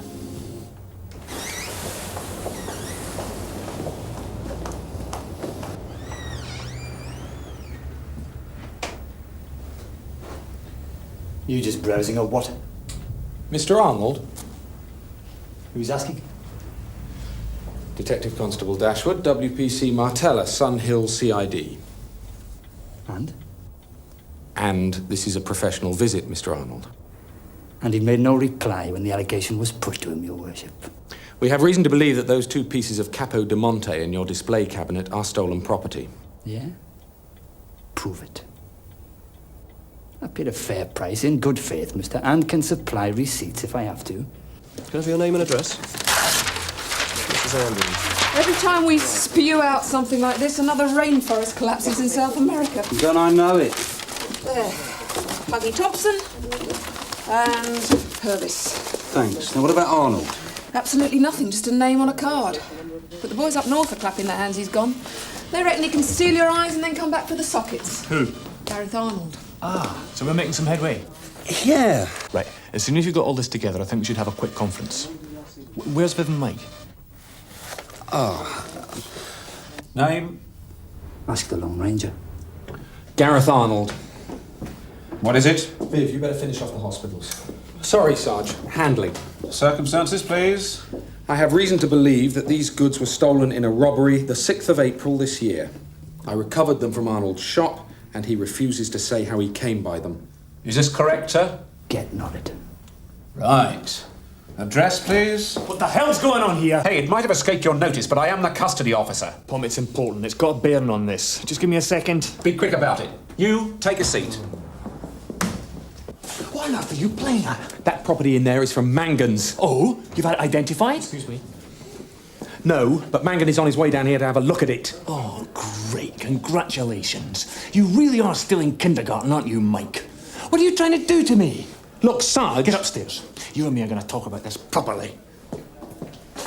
It's important we know whether Mr. Purvis was treated for a dog bite on or about the 5th of February.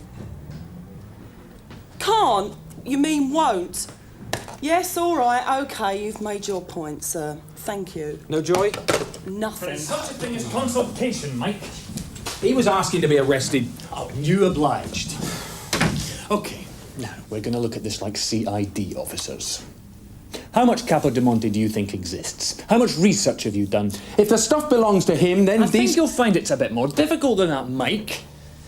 Do you realise there are thousands of little figures just like that all over the country? Oh, come on, Sarge, that's not the point. Have you spoken to anyone in the antique squad? Besides which, all he has to say is, I bought it in good faith at a fair price, officer.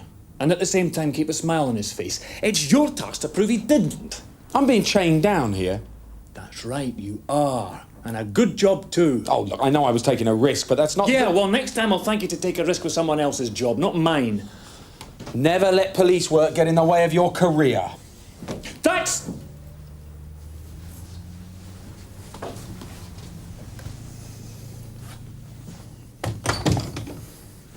That's quite an offensive remark. Yes, I'm sorry. I don't think you realise how sorry you're going to be. When you let Arnold go, which you're going to have to do, you're going to alert half the underworld to our interest in this. And if you want to avoid the gang war that you're going on about, you're going to have to pull in Purvis, aren't you? Now, how much evidence have you got against him? Circumstantial, isn't it? You realise I've already involved Mr. Conway in this? He knows what my recommendations to you were.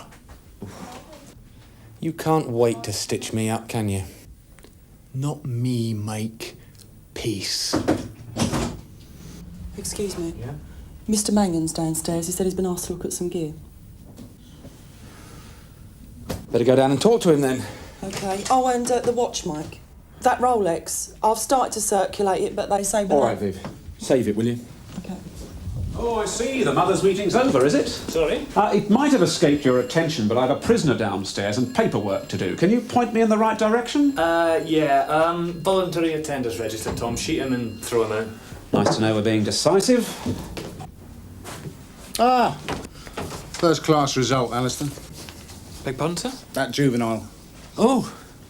Amazing what a clip round the ear will do. He's admitting, sir. 56 jobs. Make the figures look respectable for change. That is good news, sir. Now then, how's your big case coming along? We've had Arnold in. Is he charged? No, sir. No evidence, I suppose? No, sir. It's not worth much, is it? This information of yours, it seems to be collapsing round your ears. If Dashwood had come to me first, perhaps things could have been avoided. Never mind about all that. Are we going to tie up the Purvis end of it? Dashwood's off for him now, sir. 20 silk cut, 1 gas lighter, 1 comb, 1 yellow metal bracelet. Gold. I'm not an expert, Mr. Purvis. Yellow metal. £170 in cash. Do you want to count it? We'll take your word for it, Sergeant. 1 small Walkman, 1 gent's wristwatch. You realise, sir, that we're retaining these for safekeeping whilst you're in the station. They will, of course, be returned to you if and when you are released. Will you sign the custody record to say that it's correct? You forgot about this, Sunshine. Not there, sir. Sign there underneath the last item. It's all right. My brief will look after that. Is there anyone you wish to inform of your detention? Family? My client has no family. You understand, Mr. Purvis, that Detective Constable Dashwood is now required to interview you about the offence for which you've been arrested. This will be put on tape. Perhaps this is an opportune moment for me to interject. Oh? Not a complaint, Sergeant, but there is something I must point out to you, and which I request is placed in the custody record in block capitals. Tell it to the officer during the interview, Mr. Varsi. No. This concerns the interview, Sergeant, and I must insist it is recorded. You see that Walkman? Yeah? The tape in it contains white noise. What? Let me explain. My client has a very severe condition called tinnitus. A heavy banging in the ears. An affliction acquired in his younger days as a docker. Well, I don't suppose you realise just how stressful a condition it can be. That Walkman is used to block it out. Therefore, an interview under these circumstances is really out of the question. But this can't be right, sir. According to Pace, if there's any doubt on his hearing ability, then he must not be interviewed in the absence of an interpreter. Do what? I mean, we're not speaking in a foreign language, sir. That's the rule. He hasn't asked for an interpreter, sir. Not yet, no. But this is just a ploy, this buzzing in the ears. It's ridiculous. Can you prove he hasn't? Well, It's going to take hours to get the doctor sorted out. Especially as he want his own sawbones after that. Never mind an interpreter. So you're saying I can't interview him? page 59, subsection 4.4, son, in black and white. It's a perfectly legal delaying tactic. He knows we can't get the evidence in time. You're stymied. Sorry. And before you say it, without evidence, there's no way the super will grant an extension to 36 hours. So they've won. Have you just realised that? Are we taking this man Purvis home by taxi? You better get the paperwork sorted out on this, Tom. Come on, son. Well, sir, I can only hope the ramifications won't be quite as serious as this man Dobbs suggests. Well, if they are, Alistair, let's hope it's Burnside in the chair when it happens. 20 silk-cut cigarettes. 1 gas lighter. Must we go through this, Sergeant? 1 comb. 1 yellow metal bracelet. £170 cash. Count it, please. 1 small Walkman. 1 gent's wristwatch, Rolex.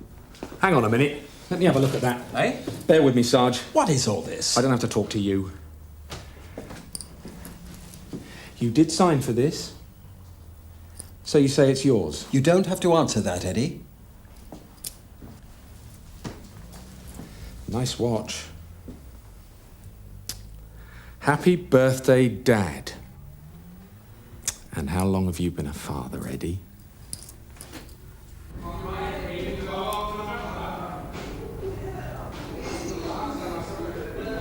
I heard that at primary school. Here, I come carrying everything. Mate, second, please. More conferences in Wembley Arena. Got some Chinese for the conference, mate. Got to know some more. No. Want some? No, thanks. I've just been having a look at this file. It's all right, isn't it? No, it's fine. It's very good. We should have no trouble remanding Purvis with this. I've had a word with CPS. They're pulling out all the stops. Good. That's great. This watch and the money belonging to Mangan, is it? Mm-hmm. I think we should let the relevant authorities know about the duty owing. For God's sake. We're not going to do him for that. With all due respect, Mike, he's the only witness we've got. If we stand him up in court like that, he'll be discredited. I'm just dotting the I's and crossing the T's, that's all. Just so long as you're enjoying it.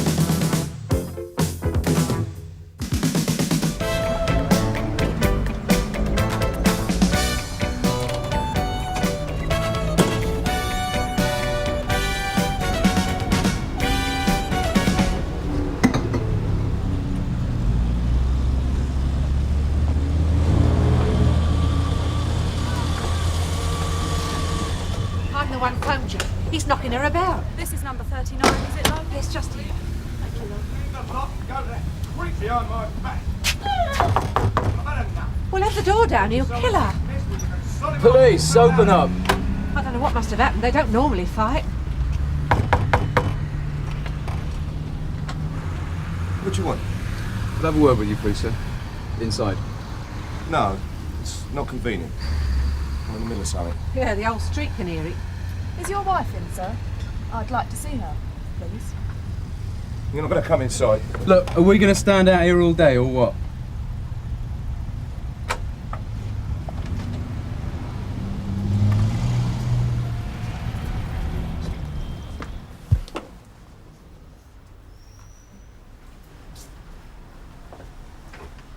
You all right, love? How did this happen? Did you do that? Of course he did. No. No. I fell down the stairs. Is that right? She fell down the stairs? You should be ashamed of yourself. Yeah, all right, madam. We can deal with this, thank you. Come upstairs and sort yourself out, love. Have your name, please, sir. What for? I have to make a report. His name's Carter. Derek Carter. Yeah, I'd be obliged if you'd leave this to us, madam. Thank you. Has he done this before? No. He just... I'd got the kids off to school. He needed petrol money to go after a job in Bedford. I didn't have none to give him. Look, I don't want no trouble. It was my fault. Look, whatever the argument was about, Mrs. Carter, he's not entitled to thump you. We could charge him if you want us to. No, it'll only make it worse. I'm all right. What's Mr. Carter to say for himself? Not a lot. He's in the loo. She doesn't want to press charges. Are you sure, Mrs. Carter? Yes, I'm all right. Is that Derek? You should get a doctor to look at that, you know. Just leave me alone. Oh, I wonder where he's off to. OK, Marshal, I'll leave you to it. And in future, I'd like regular updates. Regular, sir? Weekly. Then we can stay on top of the job, He wants a complete breakdown every week. The way he's going, I'm likely to have one. Is that for me? Well, it might be as it happens. Come on, open it up, Quinlan. Actually, Sarge, you might be interested as well. Pocket calculators. Stroll on. State of the art. Makes mathematics easy as falling off a logarithm. £2. Dropped down your chimney, did they, Quinlan? Bankrupt stock, Sarge. I had them off my brother-in-law. Get rid of them. Aren't you supposed to be in that CAD room? Yes, Sarge, I'm just delivering a message. £2? But I tell you what, £1.50 since you're my first customer, and I'm giving them away at that price. Right, done. Lovely. Out. Pay me later.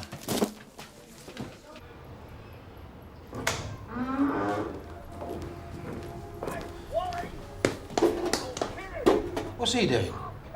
Let's find out.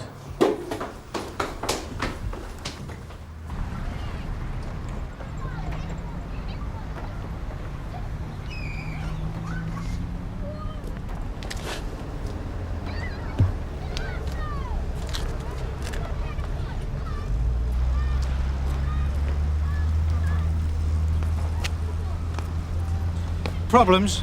It's just shot up there. Blue car. Carter, his name is. Yeah, all right, take it slowly. Now, what happened? I just made a call at number 9, and when I come out, all 4 tyres slashed, and he's away like the clappers. Now, why would he want to do that? I'm a loan collector, see?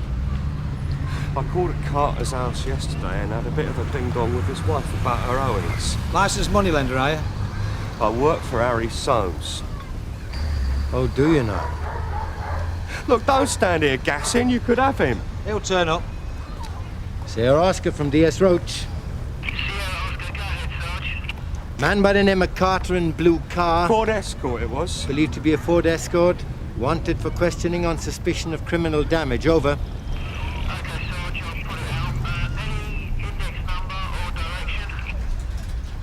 Sorry, Dave, no index number, but headed north on Cameron Road about 5 minutes ago. Oi, you'll have to move this. It's on a yellow line. Look, I tell you what, batteries included, Vic. Sheik was out here, looked like a Picasso painting. She still wouldn't press charges. The way I see it is, some women like a bit of aggravation. Gets them going, I shouldn't wonder. Oh, and you'd know about it, would you, Dave? I've done umpteen domestics, Sue, and I've never known a woman yet finger her husband. Now you explain that. Has it ever occurred to you that they might be frightened? Well, they can always pack a suitcase, can't they? Sue, that call at Mrs. Carter's earlier on. Yes, There's Sarge. been developments. CID want a word. Just go in, Sarge. I think I might have one of these. £2, did he say? He'll go down to 150. She's been like this since her mother police went this morning. Right, love, thanks. I took her tablets off her just in case. What? Tranquilizers. That doctor hands them out like Smarties. She's tried it before, you know, with the tablets. You borrowed some money off Harry Soames, Mrs. Carter? Have you been telling them this? No, Vera, no. Your husband's been running around slashing tyres. Slashing tyres? On Archie Hewitt's car. All right, Mrs. Carter. Tell us about this row. I borrowed £100 off Mr. Soames a couple of months back. I have to give him £10 a week for 4 months, only I couldn't. Well, I've got Derek's dole and my family allowance, and that's it. So I got behind, see? Mr. Hewitt reckoned I owed nearer 200. That'll be the interest on the interest. I couldn't borrow any more from the neighbours. So he took me child benefit book. He made me sign over 4 weeks' worth to him. Vera, you should have told me. He took your book? When he came round yesterday. Derek found out this morning. What was the money for, love? The kiddies' clothes. I've got 3 at school. You can't have 'em running round like ragamuffins. A pair of shoes cost the earth these days. Don't I know it? I need to rob a bank for the tackle that my kids are wanting. It's all right, love. That'll do for now. Just keep an eye on her, love. Make her a cup of tea or something. And if her husband comes round, tell him to behave himself. We'll deal with Harry Soames. You wanted me, sir? Oh, yes, sorry. Could you put that on the front desk? It's for the Children's Hospital Charity Appeal. Right, sir. And could you keep a record of the weekly takings? You know, issue a receipt book, that's all. Yes, sir. Pleasure. Did you know our clear-up rate was as bad as that? Is it, sir? Our divisional report's going to make very sad reading. Oh, Alec. Yes, sir. What's this I hear about Harry Soames? Oh, not sure yet, sir. Well, chase it up, will you? He's the money man behind a lot of serious crimes on this patch. I'd jump at the chance to get him for even the smallest offence. I'll keep you posted of any developments, sir. Make my day if we convicted Harry Soames. Make my day if we convicted anybody. At one time, there was one of these in every street corner. You want, Sarge? My old man used to have a suit in one of them every week. He wouldn't now. It's all changed. Yeah, I expect the interest rates have changed as well.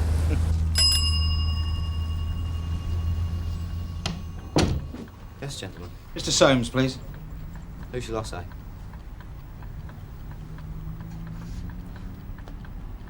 Mr. Soames? Mr. Soames! It's the filth. What's your lip, Terry? I must apologise, Mr. Lyons, and Constable Roach. Detective Sergeant. Oh, well deserved, I'm sure. How can I help you? And Mrs. Carter. We spoke to her this morning. She says she took a loan out with you a while back. Carter, oh yeah, 39 Archer Road. £100 over 4 months, wasn't it? Just the cash, no goods exchanged. You've got a good memory, Harry. Pretty important things in life. No law against that, is there, Sergeant? A man named Hewitt. He works for you. Yeah, he collects around the estates. Yeah, well, he started collecting child benefit books as security for your loans. That's a criminal offence, Harry. Oh, no way. That's disgraceful. I don't tolerate that kind of malarkey in my business. I'll sack him, Mr. Lyons. He says he does it under your instructions. Well, he's telling you porcupines then, isn't he? And you're still full of the same old bull, Harry. Well, this time I'm going to mark your card. Look, I've never touched a family allowance book in all my natural, Mr. Lyons. Not even the wife's. You can search the place. We'll take you up on that. Pleasure. Get yourself a warrant, won't you? You expecting trouble, Harry? It's an offensive weapon. You blind or something? It's a putter. I lent it to Terry. Oh, yeah? Yeah, he just joined my golf club. Getting in some practice, isn't he? Will you make sure that's all he's doing with it? Right. And thanks for coming in and putting me wise about Hewitt. It's nice to know there's still somebody trying to keep the streets safe for women and children. It can't be right. A 2% clear-up rate on serious crime. I was expecting a slight improvement on last year, if anything. You're obviously out of touch then, aren't you, Derek? Perhaps WPC Marshall's got it wrong. She had to get them out in a hurry, sir. Kathleen Marshall does not get her figures wrong. All right, Mr. Munro. You get Marshall to double-check the figures. Yes, sir. And we are going to go through these with a fine-tooth comb, Derek. Because if they're correct, Sun Hill is going to be the laughingstock of the Met. Ken, we've had a Emma call. Soames Pawn Shop, 130 High Street.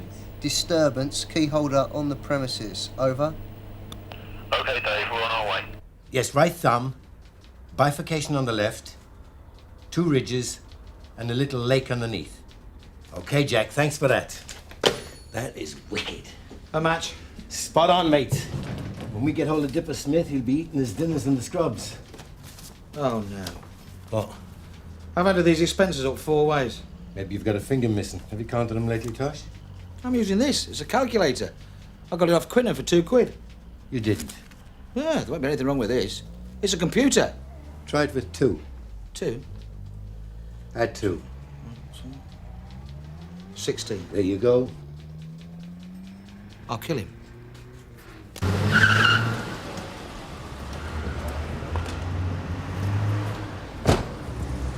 That's Carter's. Well, better late than never. You all right? What does it look like? Yeah, that's just like the one you gave your wife, mate.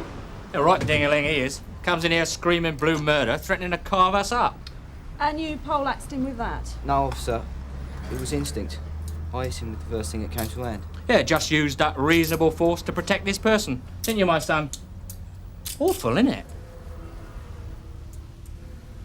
You close your eyes. Yeah, that may be so. Yeah, running round the estate, taking the women to cleaners, knocking a slice off them behind their husbands' backs when they can't pay. That doesn't give you the right to flash a knife about. Well, you ain't doing sweet FA about it, are you? Look, we're trying. But we have the unfortunate handicap of having to obey the law, Mr. Carter. So you didn't know that he'd taken your wife's child benefit book as security on this loan? No. It all come out this morning. When you thumped your wife? Yeah. You don't seem to get anything, right, do you? You had no dealings with Hewitt or Soames direct. You didn't give him the book. Joking, I wouldn't touch those two with a barge pole. Well, what about your wife? Could she have given it to them? Did he take it from her? I don't know. I mean, I didn't even know she was borrowing money. We're going to have to charge you with possessing an offensive weapon. It just needs a slight technical adjustment. Yeah? Well, you show us. When you want a 2, you press 8. When you want an 8, you press 2. Bob's your uncle. I'll bob you in a minute, Quinton. Look, I'm telling you. What's going on? Come on, tell us. Everybody will be fully reimbursed, all right? Now. Less deductions for spoilt goods. What's that supposed to mean? What's going on here? It's just a small misunderstanding, sir. Lines. Sir. Chief Inspector Conway wants to see you in his office with your diary. Now. Yes, sir.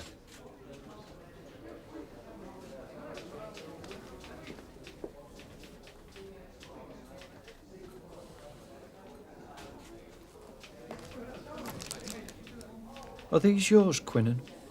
Yes, sir. See me in my office. Now, what's the progress on Soames? Well, we got Carter locked up for criminal damage and assault. We can give you Hewitt for handling the child benefit books. We can even give you Mrs. Carter for aiding and abetting.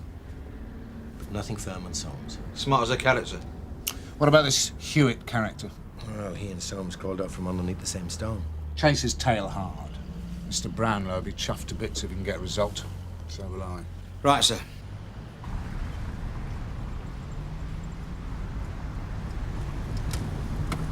That's Hewitt's. Yeah, he bought himself some new tyres already. He's probably got them on the Never Never, eh? He'll be in the pub.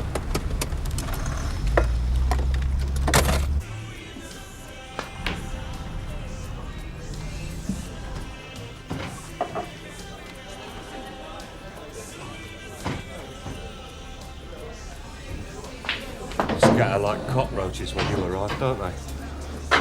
What? Drink up, down the station. Thought you'd get round like not my day today. How many women's benefit books have you pilfered? Just to pay off Harry Soames' pound of flesh. I don't work for Harry Soames no more, thanks to you. He's given me the elbow. Cheers. What a shame. Well, you can do yourself a good turn, Mr. Hewitt. Because all we want to hear is that Soames instructed you to collect the benefit books as security on his loans. Just put his name in the frame, Archie. What you got to lose? My health. Soames would take the nuts off a squirrel for a lot less than that.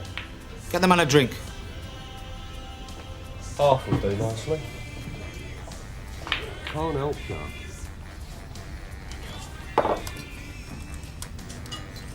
Look, would you mind conducting your inquiries elsewhere? You're emptying my pub. Have you got a gaming licence for this? No, I don't need one. You do if you're playing for money. No one plays for money in here. Do you want to come round every night and find out? We'll wound you up this morning. And knock that back and out. Temper, temper. I tell you what, if you're looking for some aggro, try the Op Garden down the road. Oh, yeah? How much do I owe you? It's on the house. Not this time, it's not. This is a police station, not a flea market, Quinnan. Yes, sir. And you can vouch for the probity of these, can you? How's that, sir? Are they bent, Quinnan? No, sir. Inspector Monroe, could you deal with this? All right, sir. Have a word with Marshall, will you? Mistakes all over the place. I think you'll find WPC Marshall is not entirely to blame for her miscalculation, sir. Is she, Quinnan? What do you mean, Inspector? PC Quinnan has been indulging in a little private enterprise, sir. Cut price calculators. By so doing, he's not only created altercations with his fellow officers, he's also been instrumental in causing WPC Marshall to cock up her crime figures. Not to mention wasting half my morning trying to make sense of them. Yes, sir. Sorry, sir. I was only trying to make a bit of money, sir. For charity, sir. Oh? And which particular worthy cause had you in mind, Quinnan? Well, I thought Mr. Brownlow's hospital, kids' hospital appeal, I thought that would... Highly inventive, Quinnan. But it won't wash. I've a good mind to refer you for discipline. I think that might indeed be appropriate, don't you, sir? Well, perhaps just a severe warning this time. But if you step out of line again, I will jump on you personally. Yes, sir. Thank you, sir. Right. On your bike, Quinnan. And get this rubbish out of the station when you knock off. Yes, sir. Sorry, sir. Oh, Quinnan. Yes, sir? How much money did you get from your little enterprise? Oh, only about 20 quid, sir, that's all. Oh, splendid.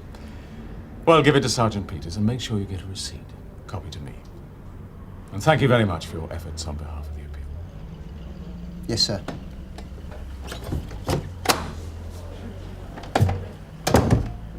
Everybody ends up in the pokey except Ellis Holmes. Frankly, I'd like to take him round the back of his shop and rattle his bones. He's the scum of the earth. It's his bread and butter. And will continue to be so as long as there's a string of mugs queuing up to line his pockets for him. Oh, no, not mugs. Fools to themselves, maybe. They're borrowing money at interest rates that would make the Chancellor of the Exchequer's eyes pop. They're just poor folk, Ted. Where I come from, half the street have Christmas on tick, and they spend the rest of the year trying to pay it back. Sierra Oscar 5 from Sierra Oscar, are you receiving? Over. Yeah, Roach here.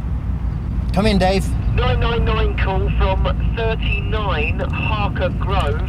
Trouble at Mrs. Carter's, the woman you interviewed this morning. Yeah, on our way there now. Out. Now what? I hope to God she hasn't done anything stupid to herself. Step on it, will you? Here we go.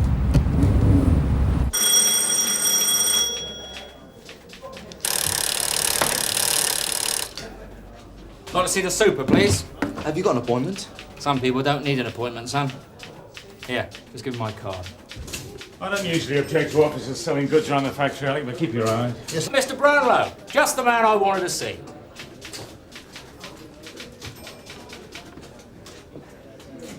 Good afternoon, Mrs. Holmes. Just came to express my appreciation at the speed and efficiency with which your officers dealt with a nasty incident in my premises this morning. It's what they're paid for. We don't discriminate. Wouldn't have it any other way. So, as a token of my appreciation, I'd like to make a donation to the Police Benevolent Fund. I'm afraid I cannot accept your money. Well, nothing to do with this morning, then. Let's say it's an anonymous contribution to the welfare of your boys in blue.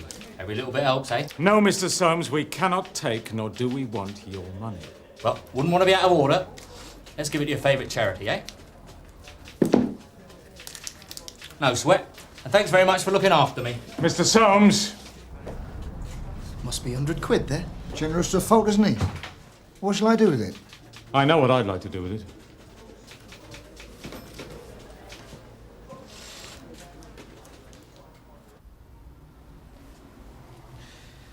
Have they taken anything, love? I don't think so. You've smashed the kids' stuff. Smashed it. Kitchen window. You were out at the time, you say, Mr. Carter? I just went out for a bottle of milk. Only as far as the shop on the corner. What time was that, love? Half an hour back. I come back and found this. Rules out, Hewitt. Yeah, pound to a penny, we know who's calling card this is. Shall we go see Soames? Yeah. Who's your neighbour, love? DS Roach from Sierra Oscar. DS Roach, come in. We've had a tip-off that Dipper Smith is drinking in the Goat and Compasses, Harbour Road. Over. All right, we're heading there now. Out.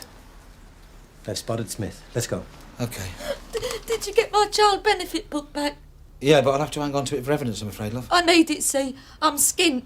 I spent the last coppers I had on the milk. Look, right. Don't pay Soames a penny more. And if you send somebody around, give me a ring at Sun Hill. And go see the Citizens Advice Bureau. They'll help sort your debts out for you. And don't borrow any more money off the tally men.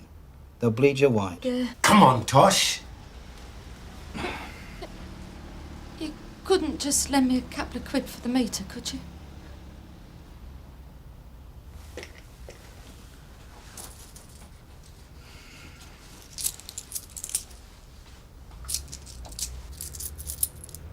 Thanks.